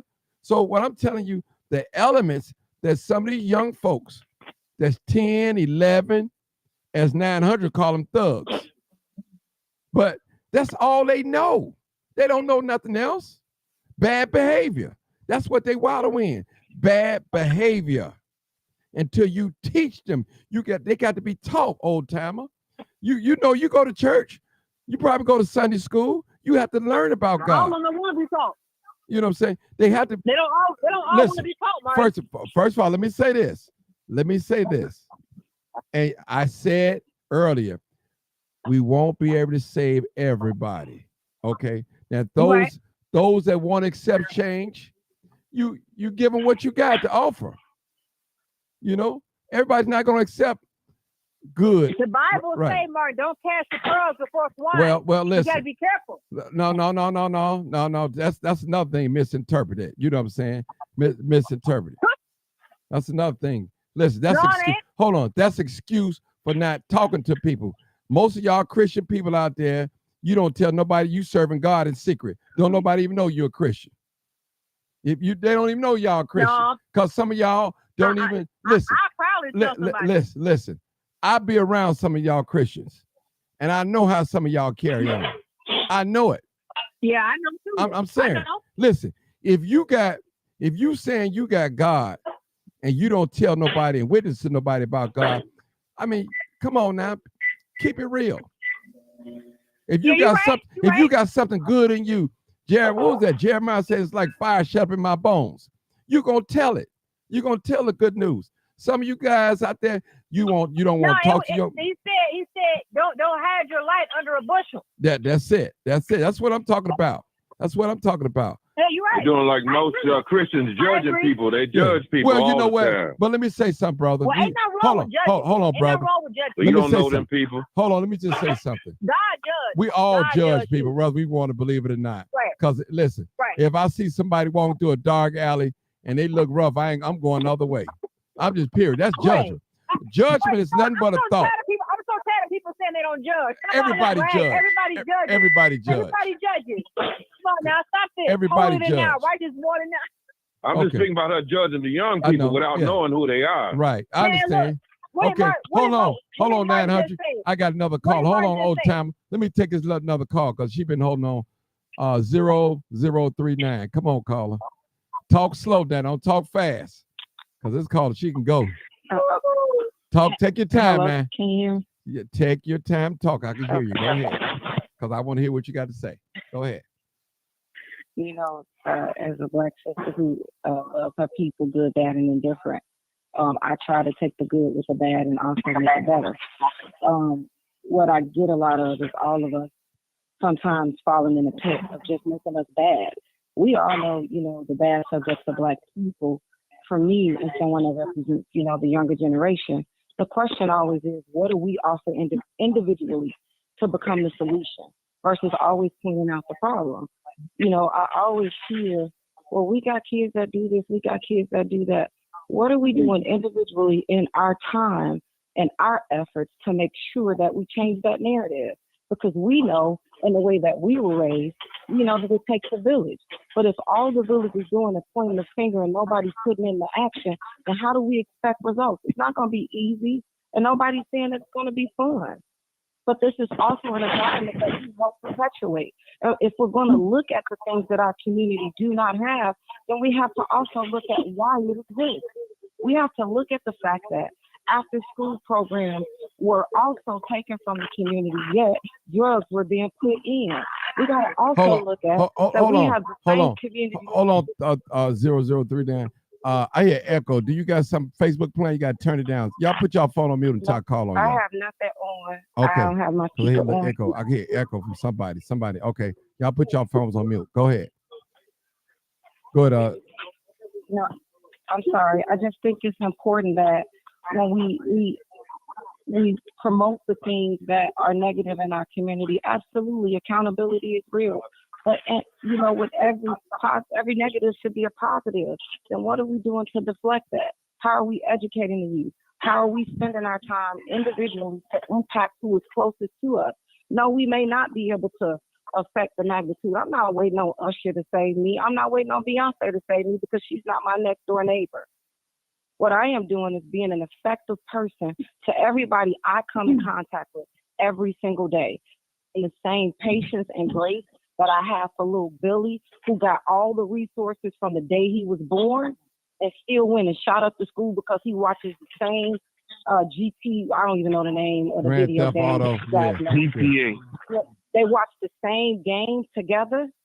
and come up with the same outcome, but our response looks different in the Black community, we got to take some accountability in that. Our kids see those responses. Our kids hear those responses. They receive that. What that is a lack of love. That's what we give out. So if we're not giving them love, how are we expecting them to love themselves? Because what we are reflecting and deflecting back is a lack of self-love. Because yes, you are right. We are flawed individuals, but it is perpetuated for thousands of years from not just here, but around the world for us to be this way. And if we don't recognize that with empathy, but at the same time have a place, then why are we complaining? Don't get on here and complain without an XYZ. Guess what? I want to educate the youth. I spend time on the corner. I take time out of my day to go and educate them. I take the risk. I go meet with people. I ask them questions. I find solutions. I meet them where they're at. And I may not always get it right because we are not perfect. But guess what? I keep trying every day. And I don't give up on them. And when they see that, then we'll see an energy that we will like. But right now, what they see is us pointing down on them and nobody getting down on our knees to meet them in prayer and lift those kids up. And that's what we have to change. The empathy, the structure, the love. That is not an influx of love in our community. And what I mean by love is the same love that we can look at the parties and say, well, I know they did us wrong for all these years, but I can't go to that side because they racist. Then you need to have the same ones for your brethren and your sisters. Because those are the only ones going to have enough love to help get you out. Nobody else is coming to save us but us. And we got to get over ourselves. And we got to stop being a pit of our own misery and building off of it and taking it just to be able to say, well, I'm speaking the truth. Well, what you doing about the truth then? What's your solution to the truth then? And that's not for anybody personal on this call. This is for everybody in the world. What are we doing about the truth? I know what I'm doing about it. You can ask me and I'll label it out for you. So that's the self-reflecting that we all have to start to do before we start to point the finger of what we are not doing right, especially the youth, because they are watching us too and they hear us not love them. Okay, let me say this, my dear sister. All these youth that we talk about, including myself, there's drive-by shooting, carjacking, smashing and grabbing, robbing, doing drugs. Who they come from? Who are their parents? Who they come from? Who they look like? So whatever they doing out in these streets are a reflection of us. That's all what it is, regardless. That's what it is. So each one of these teenagers out here that's doing wrong, somebody birthed them. They got a name. They got a name. They got a mother and a father. They can't come here without a mother and father. In other words, it take a male and a female to make them. So those are our children. You can call them thugs. You can call them savages. You can call them animals. But guess what? I ain't had no animals.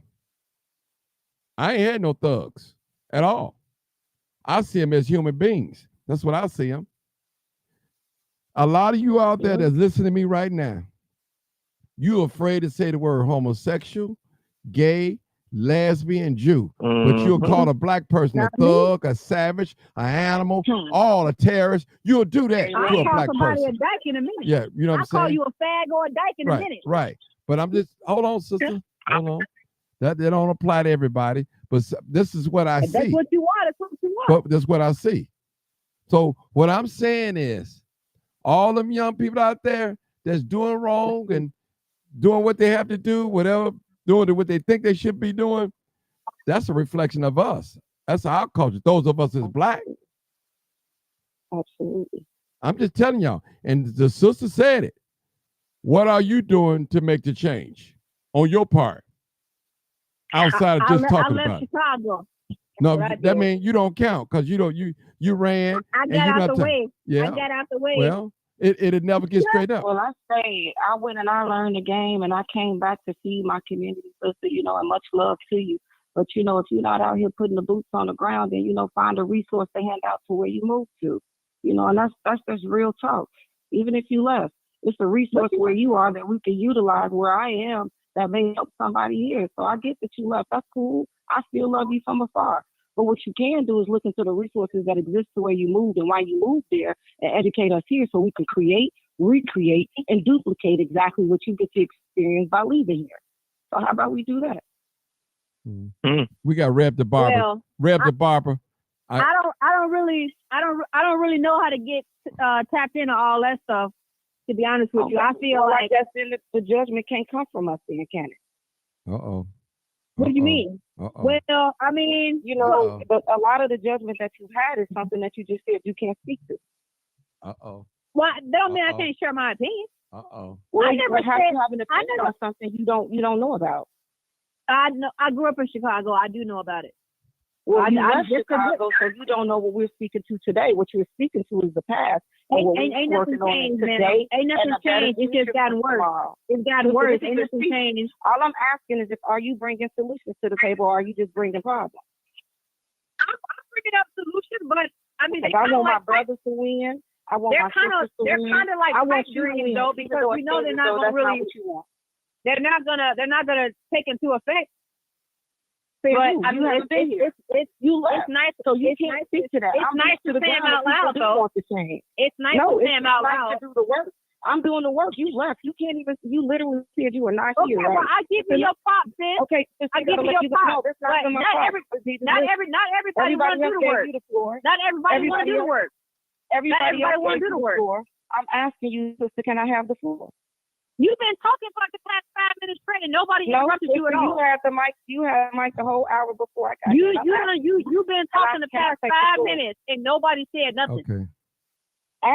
As a sister who says she left this community, I think your time is up on talking about it. That's all I'm saying. Well, and I'm asking it's a you, can good a thing person this who is is your with the show, boots on right? the ground, that is college educated, that is everything that you said that we don't represent in these communities. I live here, I own here, I educate here, I volunteer here, I advocate here, I put in taxes Tell here, the truth I vote here. So I and think shame my the stake here devil. is very valid, and it should be trumped to someone who is afar giving an opinion about something they do not experience.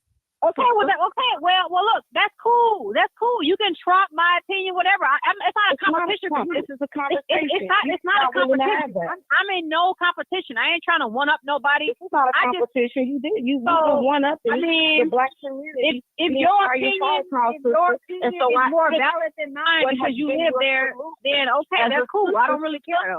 for us to do better. I said that you used your phone call to talk down on sisters and brothers this entire phone call. Now I am asking you from sister to sister, what is the solution that you and I can give to the brethren that's on this call that we can do better? And what are the solutions that we can give to the women on this call that we can do better? The and real the youth, what solution, advice can we the give real to work together solution, to do better? the ultimate solution to every problem is to turn back to God and His ways. That's the real solution. But Okay, so what have you done, my sister, to make that a reality in this solution? I ain't done nothing. I ain't done nothing. Okay, so why are you complaining? Because I can. Just like so everybody you waste else. the time. Because so just then like that's everybody a waste else. of energy, my Just sister. like That's a everybody waste else of that energy. just That's like a waste everybody of else that negative energy that when you licks can use their that for wounds, right? positive to change the future. everybody else like an You old can dog change that that. just sit and lick So their you wounds. can change that. At the end of the day, you can change that energy. I love you, sister. And let me give you something right now today. You can change the energy around you. You can change the room. I'm still not going to leave here with no ill feelings. This is all love for you, sister. Take this energy and reevaluate yourself on how you can exude that back into the world. Because beauty is not what you think you are in physical. It is what you exude back to the other people that look like you. And what I am getting right now is not a beautiful spirit, but I know you are beautiful because you are black. And it is in our innate nature to be beautiful beings to one another. So I challenge you, sister. Find that beauty that will make you get on this call one day and to speak beauty upon us. So you say only black people and not can be just beautiful? say Is that that I what you're ran saying? away from it. Only black people can be beautiful because they're inherently No, black. I said right now we are speaking to black people. Do not speak for me, sister. I'm speaking to you. You just said we are talking about I know do you're not beautiful. deflect, sister. You Get said back to I the know topic, you're sister. beautiful because you're And black. absolutely. That's The what you innate said. nature of blackness is beauty for me. And if that bothers you, then I take that back. Okay, for The you, innate for nature you. for me and beauty is blackness. It may not be for you, and it sounds like it's self-hating that. And that's So it's okay. Asian. Because So the it's being mixed Asian. of Is that beauty, beautiful? which is the accretion, Is being Puerto Rican? Is that beautiful? You gotta Being understand white what I'm beautiful? talking about, sister, because what we're telling you is that you are not educated. Aren't on who we are as sisters, all and you are races not the beautiful? innate nature of what black men need to hear as a representation of I our thought love. all What races you were are is beautiful. a distraction. All races races are Is a beautiful. distraction. What All you are races is a are are distraction. beautiful. Black, brown, All purple, races. yellow. Everybody. You are, Okay. and I said, for me, my priority, black is the Amen. We are the body of Okay. Christ. Yeah, All but right. that ain't So, what you hold said it- at first. Hold it That ain't what you 900. said at first. Hold it 900. Hold it, Oh. guys. Let me let Natasha, then I'm Oh. gonna let Reb the Barber come in. Come on, Natasha. I know she been wanting to say something. Come on. have a conversation. Hey, I just wanted to say that when we're speaking about the youth, okay, I'm a train operator. I spent time a couple of years in depth on the green, and I was the last train smoking the cottage many nights. And I did midnight on the red line for a couple of years, and I worked doubles all throughout the day. So I was on the red line almost blue in there, and I've been on the blue line for 4 years. Okay, and I've worked all shifts. When I was on the red line, there were times when I had to make tough decisions. And what I mean by tough decisions is, you know what goes on the red line. When I say babies on a school night, I mean 9, 10-year-olds. Okay, after 11 o'clock at night on school night. Okay, southbound, 63rd, 55th, 47th, whatever. It's always on the south side. I would get an alert from another passenger getting off. Hey, you know them boys back there got a gun on them, right? Call the police. Now, I wasn't raised that way, right? I wasn't raised to carry a weapon, right? I wasn't raised with boys in my family that did stuff like that. But you have to also be able to see things from a perspective other than your own, right? You got to be realistic. Now, they I would think they could be out here on BS. They probably are trying to rob somebody or something, right? You know, no matter how young they are, they out late, they might be on there, right? Or they might be trying to get home, right? And that might be what they feel like they need to have to protect themselves. I would have to make the decision to either get on the radio and call control and tell them I have some youth on my train with the firearm. People seen it, right? So now if the police come, and you know kids don't know how to react to things either if they right or wrong, right? Those situations can go totally wrong. And I would feel like shit, right? Or I could do nothing and maybe somebody might get hurt. So I would take the risk every fucking time, excuse my language, every time to call control. I would tell them that I was standing because I got an alert, like somebody pressed the help button. And I'm checking my train. I couldn't make out what they were saying. So I would go back there, and they were always telling themselves because they'd be peeking out the door. These are kids. Right. Even though they out doing something they ain't Can got I no cut business, you off for a they minute? were always Can telling I- themselves because they Natasha, kids. let me cut you off for a minute. That shouldn't be a hard decision, period. First of all, the rules say you can't bring no firearm on the platform I understand. anyway. Listen, And if I hold understand, but on, I'm getting hold- I'm- no, I no, understand. no. Let me just say this: if a passenger come to you and tell you that these guys got a gun, it's not your job to go see if they got one. It's your job to call it in, like you said. So that Yes, shouldn't be a hard decision. Period. But do you understand what I'm saying? I understand what you're Do you saying, but that understand what should I'm be. saying? Listen, Now, first of we're all, not saying no, that. no. The number one Sir, thing I hear is what you're safety saying, first for the passengers. and that's true. That's But number listen, that's one. true, but what I'm That telling trumps you is- everything. Okay, well, listen what I'm saying. This is not a situation where they pulled it out on somebody. You understand what I'm saying? Regardless, It's a situation where listen. it was seen. Okay, regardless, seen it or didn't see it, you have to I report understand it. completely what you're saying, Yeah. sir. Yeah, I completely understand what Yeah. you're saying. because But I will go back there because first of all, okay, let me just say this. Even if I report it, they still want me to go back and identify the people. So I still have to go in the vicinity of these people, right? So what I'm telling you is, I still will have to be addressed with the situation myself anyway. So I will go back there before I make a call. I will go back there, and then when I will approach them, I say, "Hey, you know you got something on you. You ain't supposed to have. that's not your job to say Leave that, the sister. station." That's you Listen, putting yourself in but- harm's way. Listen, Come on but now, listen, sister. I've been I'm telling you, doing- I'm a brother. but Hold on. I understand. Listen, I'm a I brother. understand And Let listen, him go. This is his show. 900, I don't need you to speak up for me. Please. Girl, I don't need you to do that. Come Please on, don't man. do That's that. so disrespectful. Don't do that. Don't do that. Don't do it. You speak out of turn too. So stop it. Please stop. Don't Yeah, do but I that. don't overtalk you, Mark. Don't When do you that. tell me to stop, I stop. Do that. I No, stop. I'm just saying, only thing I'm saying to Taja, as a brother, as a male, I'm telling you, I'm from the streets. I'm from that element. As being a professional, don't never put yourself in harm's way. You're a woman. That's not your job to ask somebody if you got anything. Don't do that. Don't put yourself in that type of situation. okay, I understand what you're. And That's all I'm I saying. That's completely all I'm saying. understand. Because I completely understand. Yeah. I completely understand what you're saying. I work in this environment sometimes 6 days a week.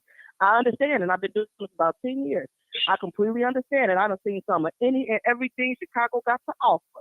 Okay, I've even been assaulted by somebody trying to commit suicide. Okay, it was mad because I was able to stop my train. Okay, so believe me, I know the danger. Okay, believe me. But what I'm saying is, I've always used my better judgment at this point. And these kids, they'll get off and leave. They'll get off and leave. But my point to even mentioning that was just one common scenario. No, but I'm But just what saying, I'm saying I is know a what you're lot of these saying. kids I have just been need here you to be judged. careful. Listen, just be careful. I'm You're a always female. careful. You know what I'm But saying? I'm just saying. I'm Listen, male or female. Hold on. Let me just say this to you. That's not being careful approaching a bunch of youth and talking about a firearm. That's not being careful. That's not being careful at all. Listen, I'm sister. That's a dangerous That's a work dangerous here, situation, but you know what? sister. You should work. Sister. Listen, you should work here. Because let me tell you something. If you get on that train and you press that help button, okay? Well, matter of fact, you call 911. You don't even call me. You call 911. Controller's going to be contacted, right? Controller's going to call me and tell me that I have a disturbance on my train and to check the whole train or to check a particular car. You don't know what you're walking into. But they listen, the company knows. So it's part of actually a lot of that is part of our job. Well, that's not your part of your job to ask somebody if they got a firearm that's on what them. a lot of the That's not your job. That's not not your job. What I'm saying is, what I'm saying is to you all, we're exposed to a lot of stuff Yes, I and believe put in that. a lot of positions that the public don't even know about. So it may seem extreme to you, but what I'm telling you is we deal with this type of stuff on a daily, and I'm not recommending that anybody do it or it's the greatest thing to do, Right. but I'm letting you know that I do use my better judgment. But my whole point in mentioning that, and that's just one common occurrence, but in my travels and working that job across the city, what I've learned is that you have to be careful about how you judge these kids, because although none of the men in my family have done any of the things that I've seen some of these kids do, all these kids are not bad kids. I've seen kids of people that I knew or knew of, and the way they was out here living on the trains and committing crimes on the trains and, just doing crazy stuff. And you sit and you talk to them, because I smoke. They catch me outside the station. We'll be talking on a break. And the stories that you hear and how they want to do something but don't know how to go about it. A lot of these kids, they are not the devils that some of our elders make them out to be. Okay? They are truly not. A lot of these kids are just hurting. I understand what you're Okay? saying. I feel you 100%. As a brother talking to a black sister, do not put yourself in a harm situation. Do your job. And I appreciate Do that, your but job. That's all I'm I'm telling just you. letting you know. I'm the crime. Listen, Yeah. you're talking to the I crime chaser. understand. You're talking to the crime chaser. Yeah. Okay. I'm an ex-gang banger, ex-drug dealer. I'm from the streets. I was raised in the street. That was my life. So I'm telling you, just don't ever put yourself in a situation like that, because especially now, because we live in times are much worse because we have more younger people that's pulling the trigger, 10 and 11 and 12 years old. It's more dangerous now, because when we was on the block, they would tell us, hey, man, be nice to the neighbors. They walk down the street, you move out the way and all. They would tell us little things. But now it's so different. It's so different. I understand you want to help somebody. You hate to see somebody go to Yeah, jail. because they be having No. knives and stuff. Yeah, I yes, just feel they like some do. things don't be worth a phone call to the police sometimes. Now, but yeah, I You know what I'm understand. saying? But I understand. Yeah, because even one time I called the police for some kids that were by themselves. Yeah. You know, you could tell they weren't taken care of. One of the guys said that he actually knew their parents. They weren't shit. The kids was wearing their clothes inside out. You could tell they was wearing them for days. And I, even to make a decision to call for that, because they didn't know how to get home. You know what I'm saying? Mhm. Even having to make a decision like that, you know, you have to be careful when it comes to dealing with CPD and our kids. It's And you're it's not the 100%. greatest But position see, to put yourself in. But listen, at the same time, you can't become a victim like that. You know what I'm saying? I understand. Listen, I understand. completely Listen. understand. I use my better judgment Right. though. Well, I ain't gonna put myself in no shootout. Well, you did put yourself in the judgment when you walk up and ask them shorties if they got something. You did put yourself in the bed. That's not a good judgment. As a man, I'm telling you from the streets, that's not a good. Don't do that. Please don't do that. Trust me, because them young people, they'll smoke me, they'll smoke you, and go home and play Grand Theft Auto or something and brag about it. Because that's some of their mentality. I don't hate the young people. I support young people. Don't get me wrong. You know, I support them. But I'm not going to allow, if I see something wrong with them young people, I'm going to address it. I'll tell them in a minute, you know, because I'm out there. I say, bro, like today, I'm in Jules on 60th and Cottage Grove. 3 young boys. They wouldn't even know, I don't think they was 12. All of them are going in and stealing something. Babies. They're babies. But me, my mind frame is, if they were hungry, I'd have bought everything they had in their hand. That's the type of guy I am. If you're hungry. But they don't know that though. I know. You know, people walk that. right over these kids. Right. I know they do. I know that. But let me go to Reb the barber. Thank you. Reb the barber, go ahead. He's been holding for about what, 20 minutes? Yeah, longer than that, almost 25, 30 minutes. Go ahead, Reb. 6112, and I got another call out to you, Reb. I'm patient. Go ahead. I'm patient. I'm just listening in. I'm listening to what everybody's saying. I pretty much. First of all, I want to say I some of what I was saying was the sister who was just speaking before me, what she was trying to bring across. But I also would tell her, because of female, I know that's why you're doing it much. Like, just don't, be careful, be cautious, don't put yourself in danger. But I feel her passion, and I understand what she's saying, and that's what I wanted to come on here and say, because I heard a couple things being said, some things about pictures, some things about the youth, but me personally, I don't put my mouth on the youth, even when I see the news, I shake my head like, man, another one of our young people done just threw their life away. I say that, but I don't put my mouth on them and say, well, I don't call them wicked and evil and killers, even though they're making these mistakes inside their lives. I blame it on the product of the environment, not just the households, but also the communities, us as a whole, period, us as Black folk as a whole. You go in any community and you just look on, just walk around and put yourself in 10 different blocks in any community that we could name on the south and west side from the 50s up until now, and we'll see the things that were said in households, the things that were seen inside of households, how we was exposed as young folks, even to the point of the children that's growing up now inside our community and households, and you can blame it on us as a whole, you know what I'm saying? It just shows us, if we look in the mirror, what we see in the day in our youth and the choices that's being made. Yes, us as a whole. And it's not even only in the streets and the violence. You see organizations out here that's saying that they're violent prevention, but at the same time warring with each other in order to get the money that's being given out here that's supposed to go in the communities that the community's not even seeing. It's not even only that. You got the churches, they pastors who's bigger than the other, who all so many type of spotlight methods and modes that we have in our head as a Black people to feel accepted. You know what I'm saying?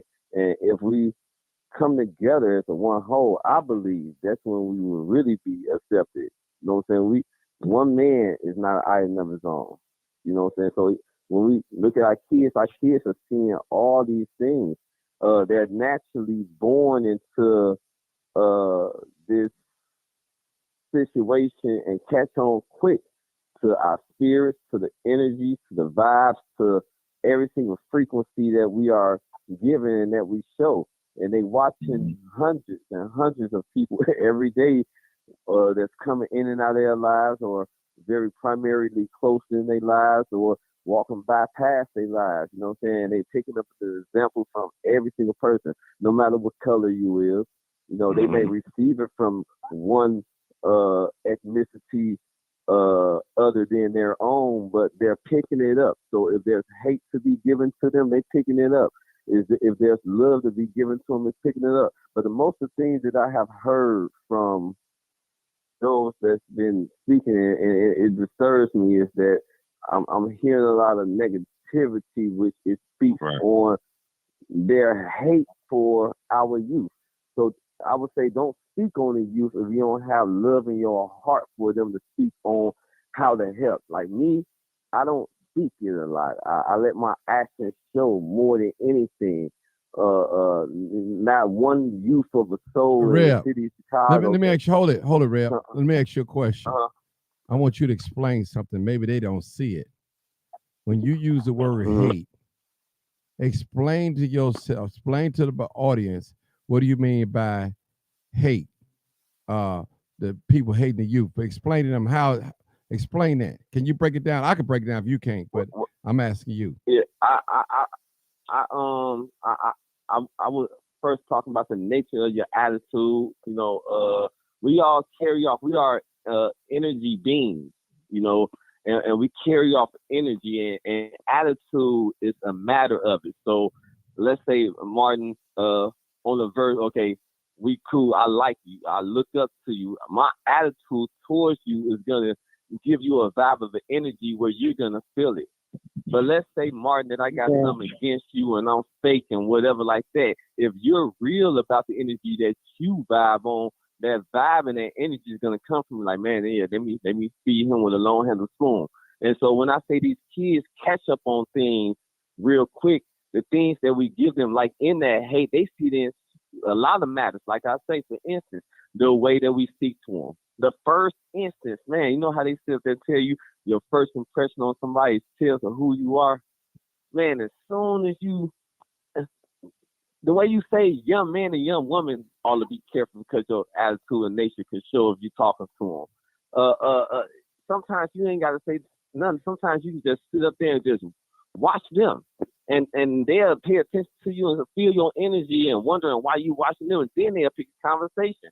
There's so many ways that I find myself relating to them and it shows no hate whatsoever. So it comes directly with attitudes. It comes directly with the judgment you have already, even before you even, like, you can't see somebody and see their hair nappy and judge them that that's a bad kid. Just because they, you know, all our young men carry the froze. I got dreads.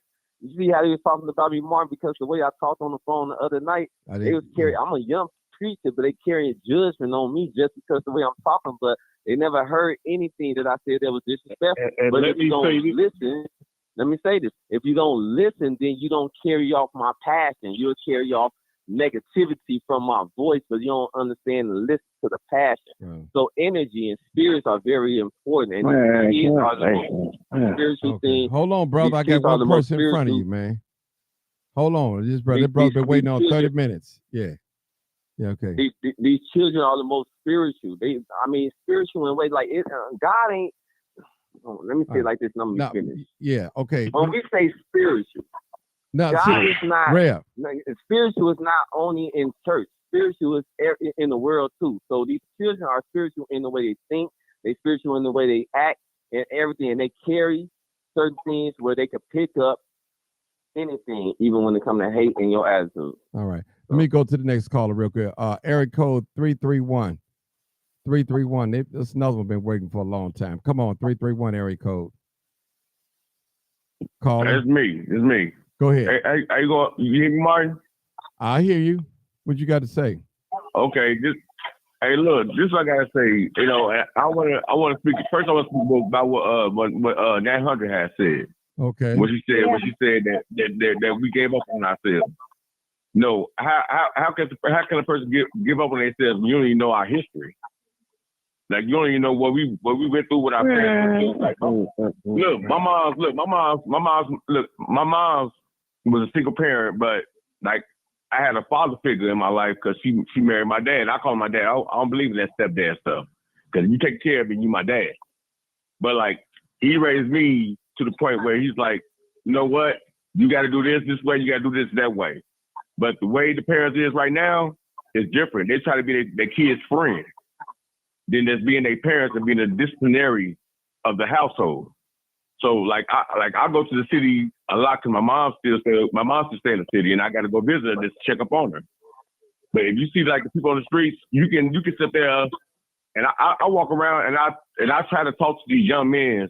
You know, not about like how the Red said he talked to them, and you know they stare at them. They stare at them. Him, you know what I'm saying, call fear from them, and they got a gun on them. So my best thing to say is, man, let's say good morning.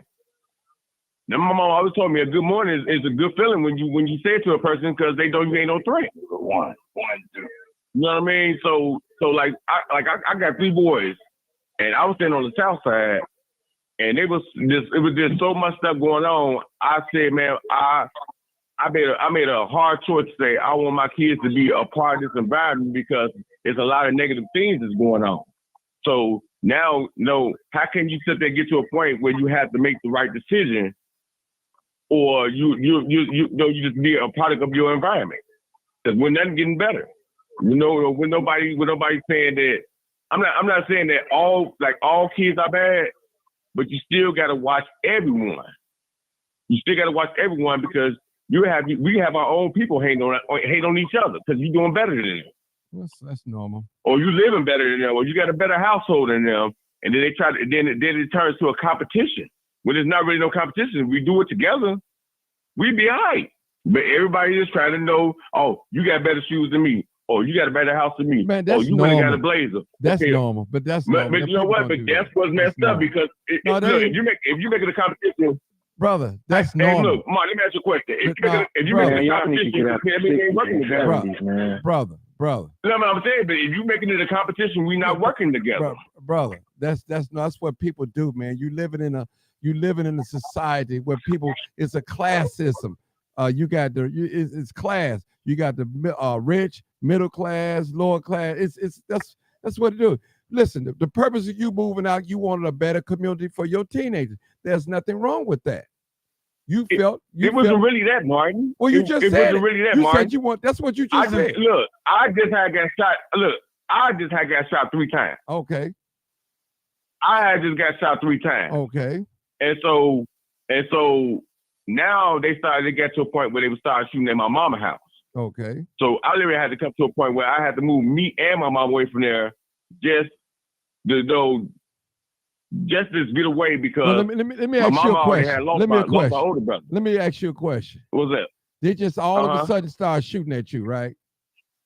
No. What it was, my brother got killed in front of my face. You really want to know? Okay. Well, I knew there had to be a reason. That's the answer to that question. My brother, me, my little brother, and my oldest brother was together. My brother got killed in front of our face. Okay. Y'all gonna so be witness, yeah. At that point in time, I had got shot 3 times. My little brother had got shot twice. Okay. So my mama could have lost all 3 of us in one night. Okay. So someone telling me like I got 2 sons over here. I gotta raise them. Well, so do I sit in this environment knowing that they're gonna keep on shooting at me, or do I go to a better situation where my family is safe? You did the right thing. People have them in their life, but they have to make a better decision to say, you know what, should I stay here and fight for the community, even though the community coming against me? When kids don't listen and parents, you got a vibe of parents not being parents, they being their kids' friends, they smoking weed with them, they drinking with them, they getting high with them, they buying cigarettes for them, they going to the store for them, buying them drinks and stuff, and they 14, 15 years old. All right. Like you got to think about stuff like All right, that. brother, hold it. Let me go And to they be the out next. there on the drugs. Hey, They family, gonna be able to Brother Mark. hold on, man. Let this other caller go. I hope he got something to say because he's been interrupting 7989. I hope he got something to say because he's showing up in very rude. Let me hear what you got to say, bro. What's burning up that you got to say? Man, Let me hear it. well, hey, before I hang up, man, I just want No, I want to just come on, wanna say brother. this, Just man. get to the point. You've been huffing and try to puffing. let Get me to the get out, point. man. Go ahead. Y'all need to stop. Y'all need to stop talking this this black power garbage, man. Cause if you go out here and trying to see what's going on, you see these young niggas. They don't care nothing about that, man. They'll blow your head off out here, bro. So What you y'all need mean? to- Hold on, y'all brother. need- as you say, What you shame talking the devil. about? What you talking Shame about? the Talking about devil and black tell the power truth, stuff. man. Hold on, bro. What you talking about black power stuff? Who said something about black power?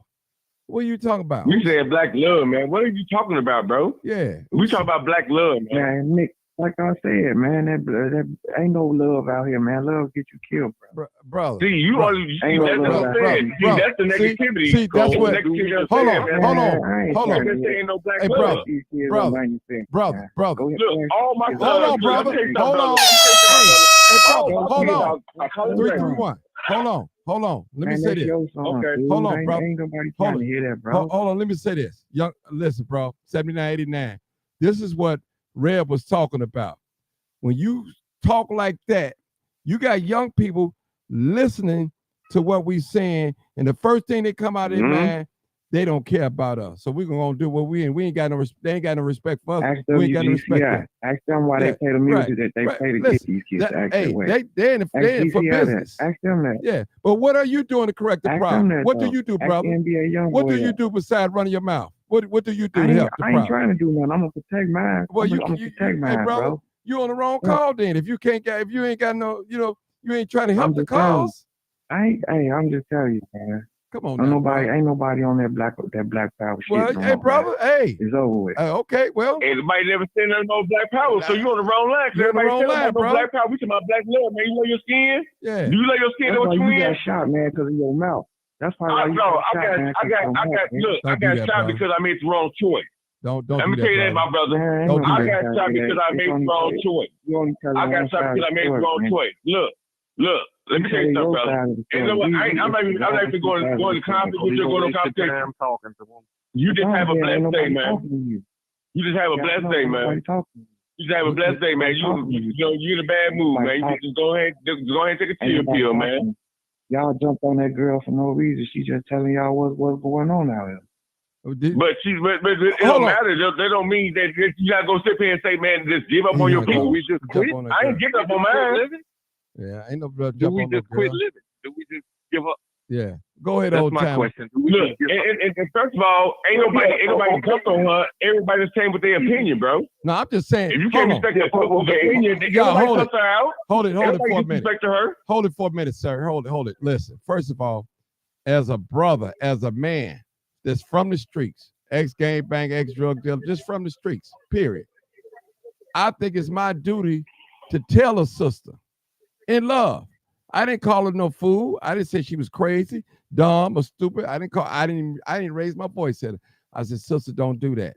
Don't do it. And I understand her love and compassion, what she's trying to do, but I don't want her to put herself in harm's way like that. That's a woman. Now, maybe if she had been a man, I probably could understand it's a better approach, but she's a woman, a woman. When you facing these teenagers, stuff like that, you got to be somewhat militant, but at the same time able to relate to the younger people and all that. Because some young people, they on drugs. We got a drug problem too, not just a gun problem. We got a drug problem. So do. These young people are on drugs and they're not thinking clearly. Listen, those of you that drink and smoke, a lot of people have made a bad mistake because they're drinking and smoking. So why can't a young person make a bad mistake or bad judgment? She might approach one of them people and they're not trying to hear what she's trying to say. And she coming in love and peace. She on their side trying to help them. But he want to talk crazy to her. God forbid if he pull his gun out and say anything. Go ahead, old timer. 224. Go ahead, old timer. Well, okay. Yes, sir. Now, I understand what that brother that just came on and said, about not for him something to do that he got a big mouth and all that. I imagine he just probably just trying to say something. Right. But that's bogus. everything that Martin, you said, and what you said at one time was right. Okay, now you say some of the brothers might have a hard look. That's true. People try to make it seem like, man, don't look at me like that. I can frown my face up at you and look hard at you and stuff. All that is true what you're saying. And we have to deal with all of that. We don't know where that type of energy come from.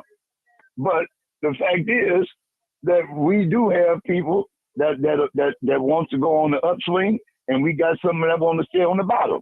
And now what you're saying is we trying to reach those people. You got to want to be reached too, Martin, also. Mm-hmm. We don't know. Right. All of us come from a product of our environment. Yes. We learn, we have a learned behavior, and then sometimes a person punches in the face, and that stops us. Say, man, I can't do what I thought I was able to do. Now, when we turn to the gun and start doing different things, well, then that heightens it. Because, see, you can't go nowhere without the gun. Mm-hmm. Once you get that gun, you got to start carrying that gun each and every day. That's true. And even if you got to turn around in your car and say, oh, man, I forgot my piece. I forgot my piece at home. You going back and get it, and you just saying, let some fool run up on me, step on my shoe. Years ago, a person stepped on your shoe. Well, you used to be able to say, excuse me, oh, man, I didn't mean to step on your shoe. But they had some people out there, you told them, excuse me, they jumped up and hollered, well, excuse me, don't shine my shoes. So they reject that. You always have had people out there that's want to fight. They've been known to fight. Then they gather some people with them that know how to fight. So now we got a problem in the neighborhood because now we got to get other people to try to stop these people. So we got all these gang factions and these warring factions that's coming up, and we got to address it. Now, and at the same time, we got some other black people that's excelling, and they pulling off, and they going on to be mayors. They're going on to be city council people. They're going on to be lieutenant governor. They're going on, and they leaving all those other people behind. So when you leave those people behind, they say birds of a feather flock together. Wrens fly with wrens, and blackbirds fly with blackbirds. And so, you get to the point, brothers, that we have to admit it. Well, I might be ashamed that I can't do what Martin do. Now, it'd be nice if we try to start taking up good habits, but it just ain't going to happen. And these type of shows is perfect for what you're doing now. All of us got to have a waking up of the mind and try to do things different. But these shows are not to be expressed in front of white people. We don't get in front of white people and air our dirty laundry about black people. We say this among ourselves to fix among ourselves, and that's the way that we're going to have to fix it. Now, because at the end, you're right. They are our children. They are our nephews. They are our cousins. They are, and we got to reach them. Grandchildren, all of that. But at the same time, all of us are products of the street. Some of us got better ways than others, and we have to catch those people from being out there in the street and say, hey, man, you ain't got to do that. You ain't got to live like that. There's a better way. What can I help you with? You say, oh, man, you just don't know, man, how hard it's been for me. I didn't have no father. Well, you know what I found out? Frederick Douglass didn't have a father. Carter G. Woodson, his father was illiterate. So you have to start telling people to tell them about their history. Say, man, Frederick Douglass is one of the greatest black leaders in the history of the black race. He didn't know who his father was. So don't use that excuse, but I ain't got no father. Because most of us gonna have that. Most of us gonna have that as an excuse, and that's what Jesus said when Jesus went to ask the man at the pool, say, "You want to be made whole?" Instead of the man just saying yes, he said, "Well, every time I try to go to the pool, somebody else beat me into the pool." Well, he didn't ask him that. The only thing he wanted to know, do you want some help? And the man would have said yes.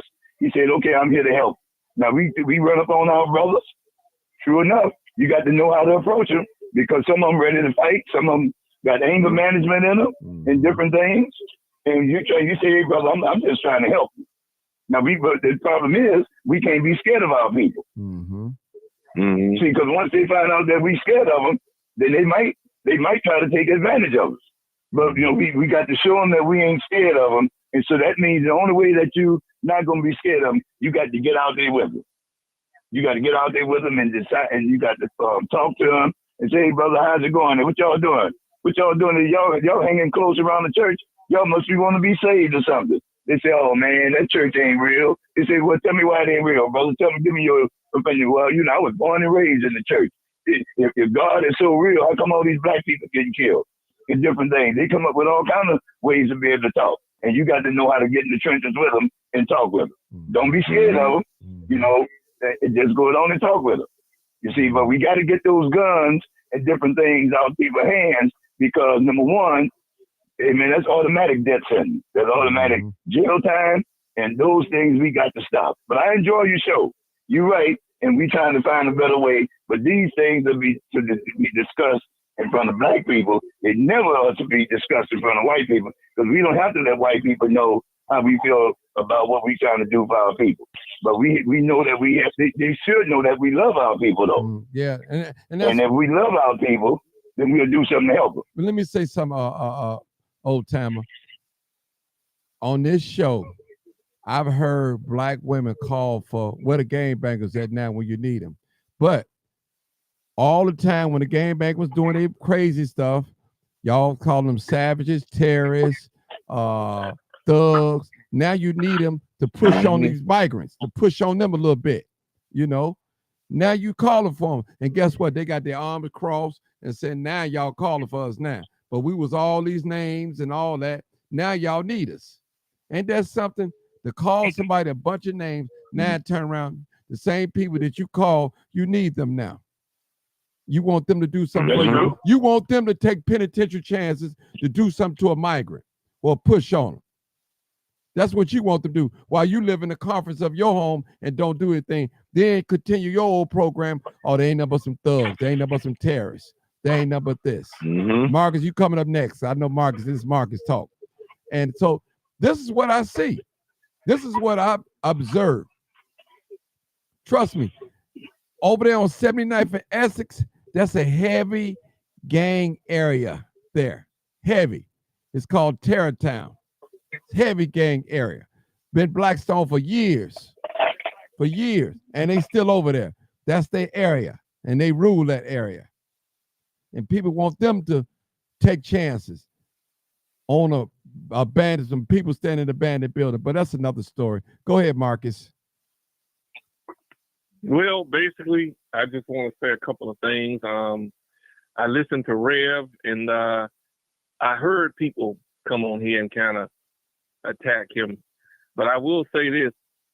He gave me an opportunity to preach at his church. Unfortunately, some things happened here at the house that I had to take care of on that particular day. I do hope we reschedule because I have a message. As far as our people, again, we can't put all young black people in the same boat. There's a lot of good black teenagers out here who have made the wrong decision. A lot of them are growing up in the trenches, is what we call it, and they're not even in a gang, but they have to represent in order to survive. I grew up in Inglewood. I wasn't in no gang, but I remember a time when I had to represent the gang that was on my block in order to survive. And that's the honest to God truth. And we all know that being black in Chicago, in this major city, is not an easy thing. We as black people got to start loving each other, quit criticizing each other. We criticize each other too much. And we don't have no love for each other. We demonize the church. There is a God. There's a God because I wouldn't have been able to do what I did just last year if it wasn't a God who gave me strength to do it and still be standing. It's a God because I wouldn't even be here. All right. God exists, but maybe some of you all just haven't tried God and you don't believe in God because of what you see. Yeah, we see a lot of evil. The world is throwing a lot of evil at us. But we have got to look for the good. That's what God is doing, and that's why we are here. That's why he sent his only son, who is Jesus Christ, who was a black man, who hung, bled, and died on that cross for all of us. One of the biggest problems is that we don't put God first in our lives. And if we start putting God first in our lives, then the black family will be saved. And yes, I agree with the old Hammer when he said that stuff about you not having a father in the household is an excuse. Because I'm going to tell you, my father, I knew who my father was and what he looked like. He wasn't in my household, but I didn't turn out to be like some of these kids. These kids are doing this because they're being allowed to get away with it. There is no harsh punishment for their actions. Their parents, I think, in the state of Michigan, somebody's parents got charged. Well, if they adopt that nationwide, maybe it'll stop it. But as long as you have a devil, that evil spirit, you're not going to save everybody, no matter what laws you pass. It's not going to stop violence permanently. We would love for the violence to stop, but this country was built on violence. As long as you have that small group of people that control all the resources that we're fighting over, you're not going to stop the violence. Because you got a lot of good people out here that's doing things to live, but they're going about it the wrong way because they're starving. They're starving. And some of these kids, y'all ain't even talking about the homeless population of teenagers that ride those trains. Those foster kids who, when they turned 18, they got kicked out of those foster homes. The checks stopped coming, and they're riding those trains. Those foster kids who will feel like they're not loved and they don't care. So do you think that they're going to care about anybody that's riding that train next to them? But let me tell you something. One night I was coming home, I was on that train, and I was tired, and I had dozed off. A group of teenage boys sat around me and protected me all the way till the train got to 95th, and they woke me up and told me don't ever go to sleep on the train. That's the good in our youth. Mm-hmm. That's what I love about our black people. We can do this. We got to remain hopeful. To the young man that called in, he was talking like there's no hope. The young lady, she said there's no hope. Well, then do we just sit back and die? Do we just quit? Do we just quit living? My mother died in front of me. Did I just quit living? No. I have to live. I can't commit suicide. That's a sin. So I have to live until God calls me home. No matter how hurt I am watching my mother die in front of me, do I just give up and throw away everything? Do we just give up? Because we see so many of our young people and old people who misguided these young people. Let's talk about the old G's who put the guns and the drugs in these little boys' hands and told them, if you go out and do this, you're a man. Let's talk about that. Let's talk about that. We're not talking about that. But we sit up here and we talk about a single black woman who tries to do the best she can. She didn't make herself single. Some of these men were still boys. They had the mindset of a boy and they wasn't ready to take on a family, but they made a family and abandoned it. Let's talk about that. And let me say, we are in some desperate situations, being over there with my ministry is that I've been getting out and pretty much canvassing through, what I'm saying? And people know me as pastor, but when I see these people, like around the corner, right there on 66 and Hawthorne, you have that clinic and I was wondering, I walked past one day and seen all these people hanging out in this doctor's office clinic, and I had to ask them, like, man, what's that place? And all along it's that out care place where they giving them methadone and everything so they can get off their high, when they can't get the job. But then they'll go right across the street and get the blow. You know what I'm saying? So the kids growing up around that, they selling it to their uncles and their aunties. Look at the environment of desperation that we are in. So for us to get on here and have so much to say about what we ain't, that tells right there and there, okay, the ones that's saying it can't be the ones that's out there trying to help their people, because you have a heart to see that, well, this is a bad situation and I'm going to go out there and try to do something. So what I decided to do, hey, let me give haircuts to these guys that's out there and that's on that dope. At least when people ride through Inglewood, they don't say, oh, just look at these bums. They'll be bums with clean haircuts and clean shaves. Try to do something, and then I preach Christ to them at the same time. And these haircuts are for free because they can't give no money to it. So this just for those, like, I commend you if you wills out there, putting work in, trying to help the youth, trying to help these homeless people. There's all like yeah, them dope addicts, they ain't got no good home to go to. Them kids, like Marcus was saying, that's up on them trains, no, they don't have no home to go to.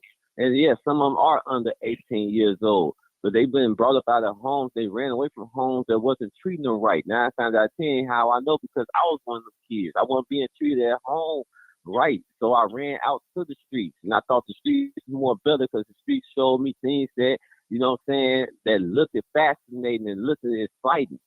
So I ran to it, not knowing, only because I didn't have no teaching. Instead of me being teaching, I was being beaten. I was being misused. And that's the same thing that's happened to these children. And the way that I'm hearing some things on this phone, it feels like children be happening like it. That's how it would be if they was in your household. You'll be telling them how they're nothing and speaking down on them and giving them the reason to not respect you. That's where we got to go. Yeah, we got them kids, and yes, we got to continue to talk about the issue with these kids, with these guns and hijacking and things like that. But some of them kids are also have been led down that path because somebody who had no business putting their hands on them got into their head and say, hey, I'm your big brother. I'm your big homie. I'm your father figure. Because they did not have it in a home in which they was brought up in. Guess what, Rev? Some of them work for the city. Some of them work for the park district. Some of them teach in school. Some of them are coaches.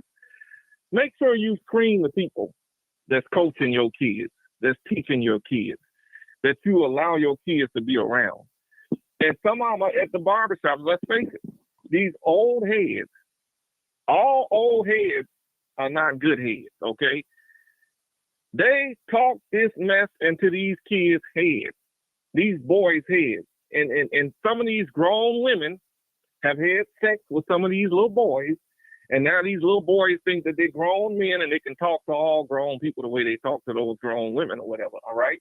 And they realize the hard way that they can't. There is no structure in our community anymore. I ain't gonna even talk about structure on the street. I'm talking about structure as a whole.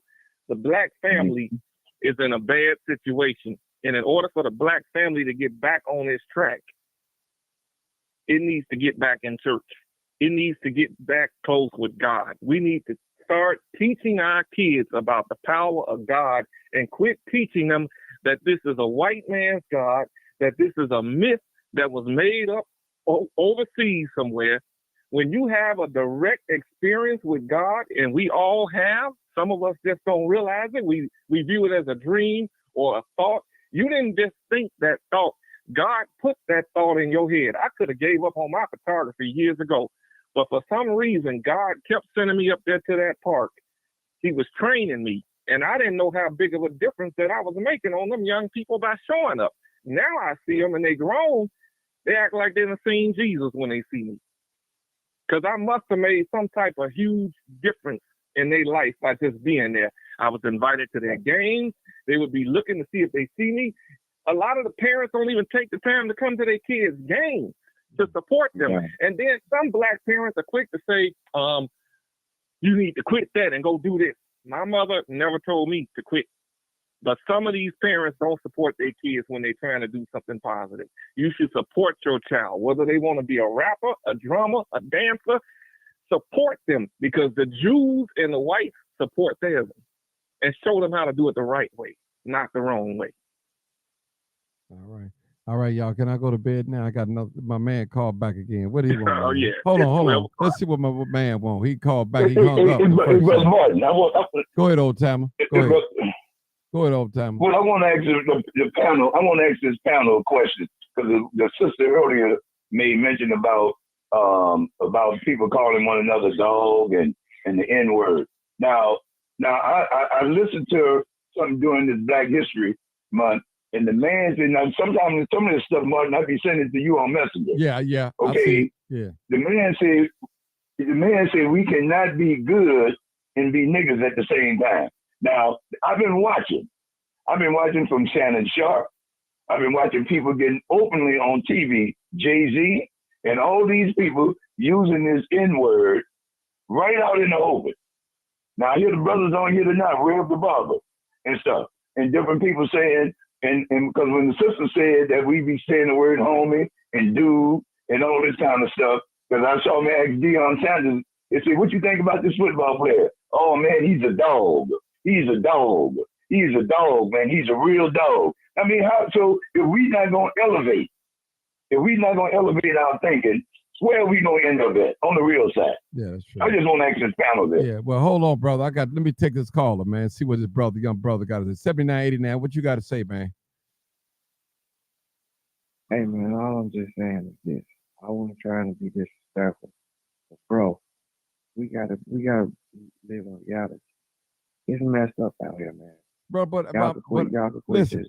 what I'm asking Hold you. on, man. No, you can't hold. You got to hold on. Listen to me, man. That's what you hung up the last time, and I ain't asked you to hang up. I didn't call. I didn't tell you to shut up or be quiet or get off the line. You just hung up. You ain't want to hear what nobody got to say. You just had to listen. Listen, what I'm asking you, brother. That nigga talking to me, man. See, there you go. Crazy, Now, then you hear the brother just talk about saying that word, the N word, man. Come on, bro. We got to listen. We got to get over that mentality, man. We trying to listen. We trying to come up with some solutions, brother. We trying not to disrespect each other on this live right now. Now, we all not going to disagree or agree with each other every time. I don't know everything as being the host, and I ain't going to claim that I know everything. So I'm saying, you brother, listen, you in your eyes, you might not see no hope, but in the next brother's eyes, he might see hope. So listen, the old timer said it on here, and I'm finna let you talk. Once you pick that gun up, you can't put it down. You can't put it down, you're gonna have to take it everywhere you go. And you know that old street saying, I'd rather get caught with it and without it. I'd rather be judged by 12 than carried by 6. Now that's gonna be your mentality because you picked up that gun and you know you'll use it, you have used it, and you got to keep it on your side or change your environment. But go ahead, my brother. Go ahead. Go ahead, my brother. First of all, I don't use no gun. Second of all, I'm not claiming to use a gun, man. Brother. I'm just making an example. Okay, but you said something about guns. I ain't saying, I'm not talking about that. What I'm saying is this. You gotta look at reality, man. It's blacks the ones that's doing the murdering, killing, and crime. Why y'all think they got the illegals here, man? But we got to take responsibility ourselves. Not trying to say, oh, there ain't no bad kids when these kids out here going wrong. I can't keep justifying it. Well, let me help you out, some brother. Like let me help you out, brother. Let me help you out. I want you to use a little logic. Follow me on this. First of all, you don't know who doing all the killing out here, because most of these crimes are not even being solved, brother. Because a man get killed in Inglewood, that don't mean he hung up again. See, you want to come on here and talk, but he don't want to listen. See, that's what I'm saying. You're right what you're saying too, Martin. That's true. Yeah. You don't know who's doing all these killing old time, and you can't, and you got to prove killings. Listen. Right. When a person get killed in the city, you judge them. Right. You don't know. You judge them already. You already put a toe tag on them already. Right. So you don't know who killed the person. That's okay. I'm saying when you came on here, you was just negative. You was just like, instead of you saying like, you know what, there's gonna be some hope, but we got things to do. You came up here with negativity, talking about some man, you might well say the same thing what 900 said. Ain't no love. You know, we ain't talking about black power. We talking about black love, man. You ever had a grandmama man that took care of your house and was the head of the household? Yeah. When the family got started fighting, excuse my language, Ray up and everybody. When my grandmama was alive, my grandmama took care of the household. I don't care who got into it. My mama could got into it with my auntie or my uncle and so on and so forth. My grandmama would say, you know what? It's Sunday. Everybody come over. I ain't hearing no excuses. And y'all spark your stuff right now. We don't have people in our family right now that do that stuff. Mm-hmm. Everybody want to bump heads. Yeah. Everybody want to say, oh, well, you doing this and you doing that for such and such. Everybody, you know, that's actually like this, basically just living their own life. Yeah. I got to protect me and my ass instead of saying, oh, I don't got no cousin no more. Like me now, I don't miss my cousin, not because of my fault. It's because of the way they was living and the way I changed my life for the better. Yeah. So now they don't call me, they don't come around. But did that hurt my feelings? That pushes me to be more of a better person. Yeah. Because I always got to think about me first. Because if I don't think about me first, I don't love nobody else. I can't simply tell my sons, I love y'all, if I don't love myself. Well, let me just say when you come up here with negativity, that makes people feel some type of way like you already had anger in you when you jumped on the line already. Well, So you feel some type of way. let me It's just just, say it's this. just ridiculous to me. Hold on, brother. Let me just say this. Well, that brother might be getting that from that movie Get Rich or Die Trying. Right, They had on there, somehow don't show no love because love will get you killed. right. And so he's making up sayings from over these movies and stuff. But we know that love trumps hate all the time. We already know that. We know So we that. can't go by what he's saying. But That's right. that But also see- shows, Hold on, Reb. I'll- Hold on, y'all. Y'all drag me on. I was just telling the brother, you get on here saying niggas. The man just said that what we should be doing. And you get right on here and do it. You don't want to see any person that call on here, please. I'll try to be an example of it. Even though you may not saying what I want to hear, I try to stomach and go ahead and hear it out, because I want to be an example of what I'm talking about. Because some shows, man, they're not going to let you talk no more than 30 seconds or a minute, and they hanging up on you gone. I let y'all hang around, stay on the panel, we talk, we fuss, we argue. Sometimes I just sit back and let y'all argue with each other. But some of these shows don't do that. Mhm. They don't want it. They ain't gonna allow it, bro. But we got to come to some conclusions on some solutions. I'm sorry, on these things, and these are what these spaces like this is made for. We got to brainstorm. So, like I gave the brother example, don't assume because a person get killed in the black community that another black person did it. You can't assume that. Only way you know another black you don't know person, only way you know another black person is let somebody eyewitness it or the police call somebody, and that's it. That's the only way you know. You know what I'm saying? We got militias coming in our community. It was a man last year, maybe a year and a half ago, on 56 in Racine, had 100 rounds of ammunition, man, and he wasn't coming to pray. A white man, he wasn't coming to pray. 100 rounds of ammunition sitting on 56 in Racine, right there by the park. In the heart, right there across from the park. Right. You remember that, Marcus? So you listen. Yeah, well, who- all them kids did. Yeah. Who knows how many crimes he committed before that in the black community? He just never got caught. Mhm. Let me throw Right, this out there, that's Mark. true. When I was coming up in Inglewood, white people was up on the track shooting off the track. Let's talk about that. We don't talk about that. They never got caught. Cause guess what? Game. Put it on the game. Put it on the games. We don't know who doing these shootings. And what perfect place to do it in a high crime area that's known in a black neighborhood. Guess what the police gonna automatically do? They ain't looking for the person that committed the crime. They just gonna put it on the game. They want the gangs to fight each other. They That's want true. they want our neighborhood. They pretty much done took them. Yeah, that's true, especially if the car hurry up and scurry off and go down the street. You don't know who's in that car. And I just say this here, if you don't mind me saying it. Go ahead. Look, I was a fireman. I was a fireman for about 25 years. I had the longest running tenure at that time on the fire department. And let me tell you like this here. If you want to be a fireman, now Chicago will always have black firemen.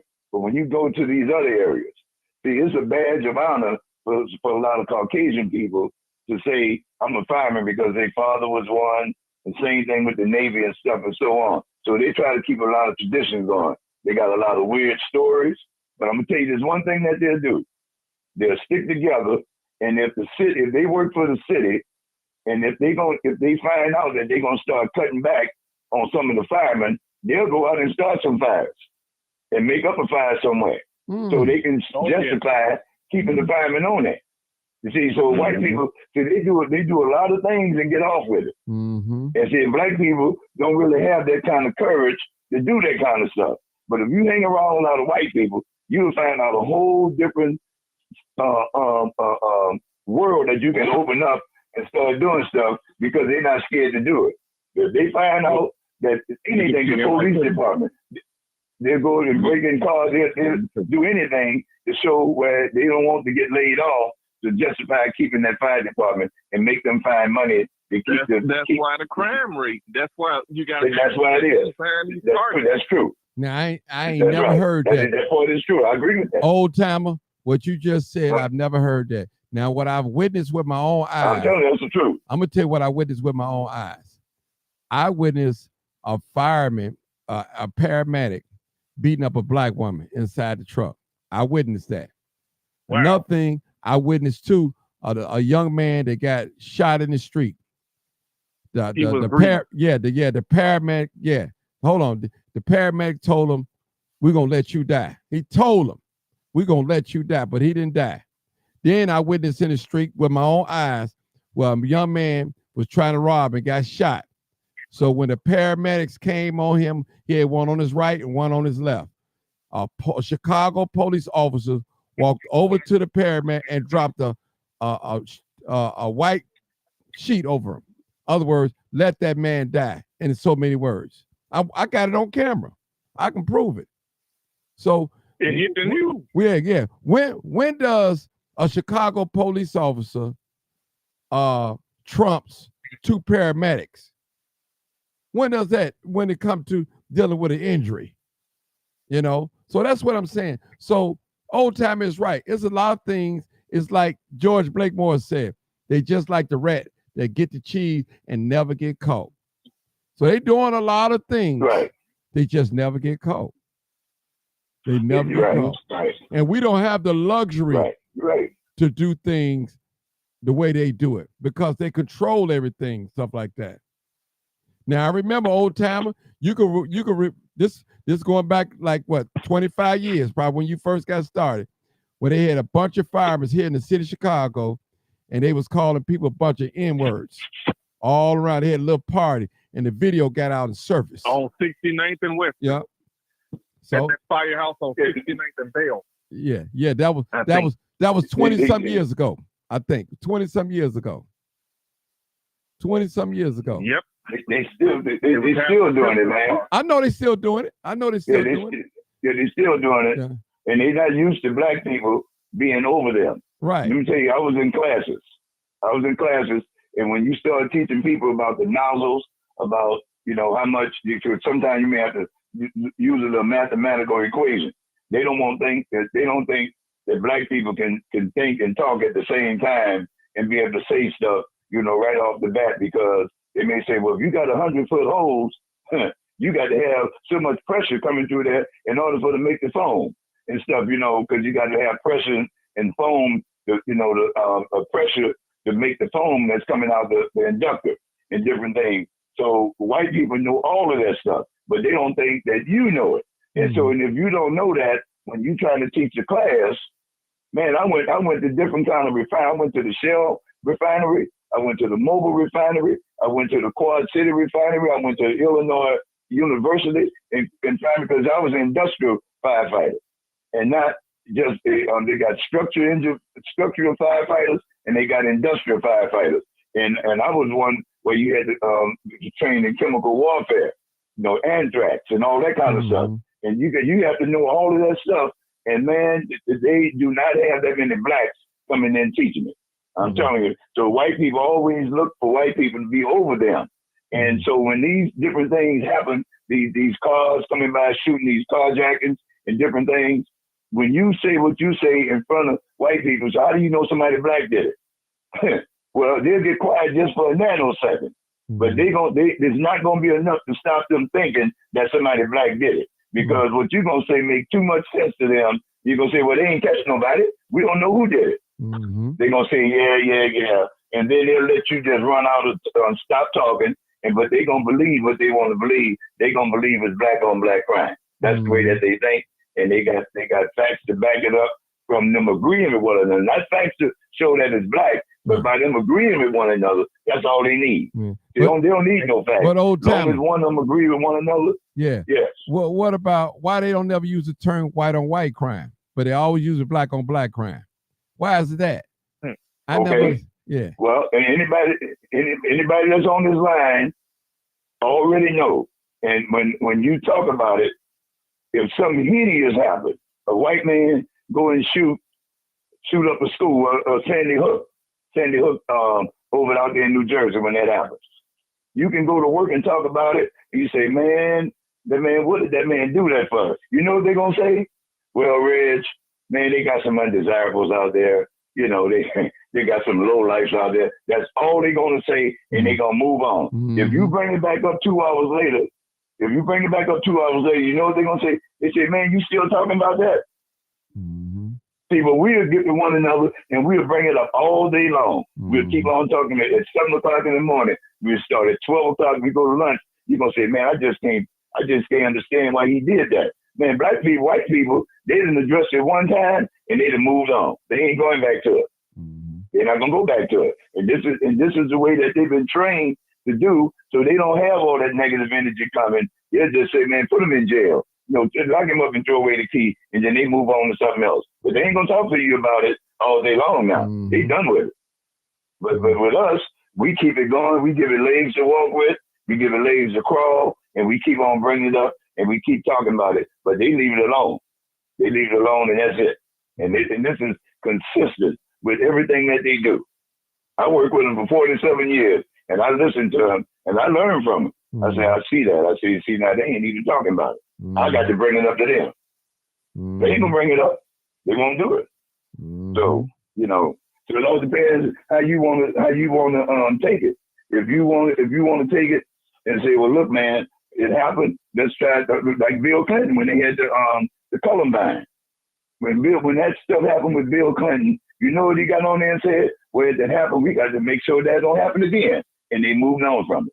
But you can see they didn't have no intention to stop the gun control, because Columbine should have taught everybody that you don't need those guns out there. But those white people, they want those guns, and they're not going to take away that Second Amendment, the right to bear arms. They're not going to take it away from them, and that's what they're fighting. All of them know it. And they're waiting for a war to break out with blacks, because they're going to be sitting on their roof at this time right now, 1 o'clock in the morning. They're going to be sitting on the top of their roof waiting for you to come by. They say, you want to fight? Can I tell you something? Can I tell you something? They ain't even got to bring out their little gun. Go to the Chicago Auto Show. When you go there, go to the Army section. That one thing, based on what that soldier told me, what it can do, the bullet ain't even got to hit you. The air from it can take your head off. The military, a white guy came on Facebook years ago. He was a Klansman. And he said, we ain't really got to do nothing. A small wing of the military can wipe out the Negro race here in America in a matter of seconds. That's true. We got to know our enemy. We don't know our enemy. These kids, all these people, we don't know what our enemy, knowing our enemy is knowing what our enemy got. They got stuff that they can shoot. They can blow our blocks, our whole neighborhoods up and shoot it from outer space. Right, and they're waiting to do it. Now, how do you fight an enemy like that? You got to fight him with your head. You can't fight him on his level. You got to fight him with your head. Your little 9 that you toting around in the hood ain't no match for this tank, this gun that can blow a tank up. You need an anti-tank missile or something to take that thing out. That one thing, and they probably got hundreds of them, can come into a black community and let it ride and kill a whole lot of us up. That's right. You're telling the truth. And they all know about it. Oh, well, you know, this carjacking, all this crime, Martin, we had a black state's attorney. She's resigning, as you know. She's not going to run again. We have a black state's attorney, and they purposely let it get out of hand because they didn't like the fact that we had somebody black up in there that was cleaning up their mess. And now what's going to happen is we're going to get somebody white up in there. And I would say to the young kids that's out here doing this, you better find another business to get in, because they're going to put a rope around you and they're going to start throwing you. It's going to be mass incarceration pretty soon. All over again. So you young people, you think you out there, you teenager, you can get out the next day. They're going to change all that. They working on a plan. You shouldn't be doing it no way. It's already in effect. Yeah. But listen, guys. You're right. And let me say this in close, Martin. Okay, go ahead. I went to every year they have a year-end luncheon for the fire department workers, and so I normally get there at the time that I would get there. So when I got there, I said, let me sit at this table over here. Now it's predominantly white now. It's predominantly. When I say predominantly, I don't mean just over 50%. I'm talking about over 98%. Mm-hmm. So what happened was I found this one spot at the table. And man, this is honest to God truth. This one said something about a gun. The next one said something about a gun. The next one said something about a gun. There was about 10 of them sitting at the table. Each one of them, I was the only one that didn't say nothing about a gun. I had to get up from the table and move because they weren't calling it no gun. See, they got the new word out, they call it a Glock. And I said, a Glock? So they said, well, I bought one for my husband too. I bought me a Glock and I bought my husband a Glock. And they was talking about, man, how the state got to change the laws and they got to face the music now. And man, they already know it. See, and they armed for it. So now, what you're talking about, how to better the black community, that's probably not the way for us to go. So we got to reach people to try to tell them, say, brother, there's a better way and not to go that way. No matter what it is, we got to try to turn them away from it. And if we can be real with them, then we might be able to save one. We might be able to save two, but some that might have their mind made up and they're going to go on anyway, but we can't give up trying. But these conversations, now it'd be nice if you can get some 17 to 20-year-olds to try to get them to see what they thinking is at on this line, at least about 3 of them, Yeah, so we can find out to see what's going on with them, so we can hear what they got to say about it. Well, you know what? At least for an hour. How we could do that is those of you that got nephews, sons, and around that age, have them call in. That's all we got to do. Don't judge them. Let them be free and talk. Don't judge them. Let them talk. Let them talk. Okay. Whatever they say. They got a trend going on now, old timer, where you can let your teenager go in the bathroom, scream, holler, cuss, say whatever they want to say. So, but when you open up the door, they got to stop it. You know what I'm saying? The parent won't march them into the bathroom, let them cuss, holler, do whatever they got to say, get it all out. Then once that door open, you open up the door, they got to stop. That's a trend right now. Somebody inboxed me. They said they got that going on Facebook right now.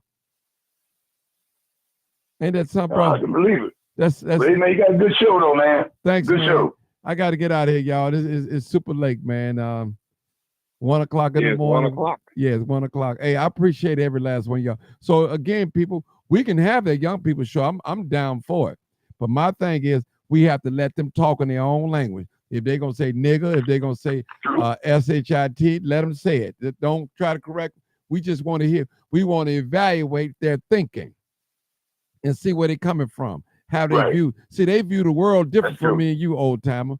We more like family. You know what I'm saying? We thinking family. We can't I mean, they got to live. Right. Yeah, but they got to live from day to day. And when the hunger pains, the bottom line is that we all have hunger pains. Mm-hmm. And we got to, normally, we've been trained to eat 3 times a day, breakfast, lunch, and dinner. We've been trained to do that. We've been trained supposedly to drink, 8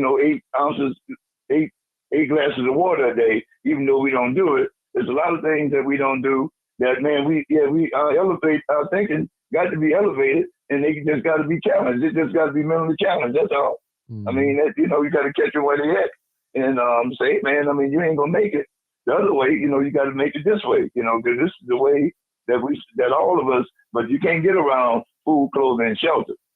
Those are 3 essentials you got to have, and they got to be done legally. Well, I'm going to close it with this.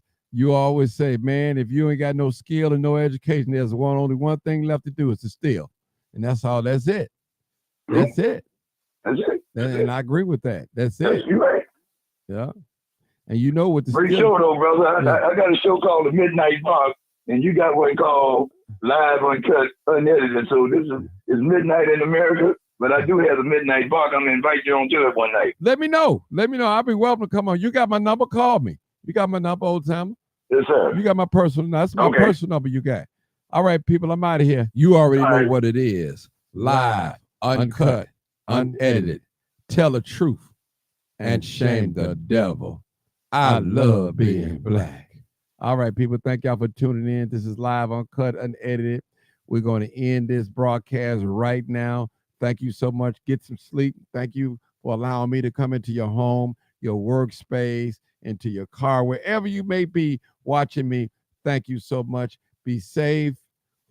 Reach out to somebody, show some love to somebody, encourage somebody to do the right thing. Peace out.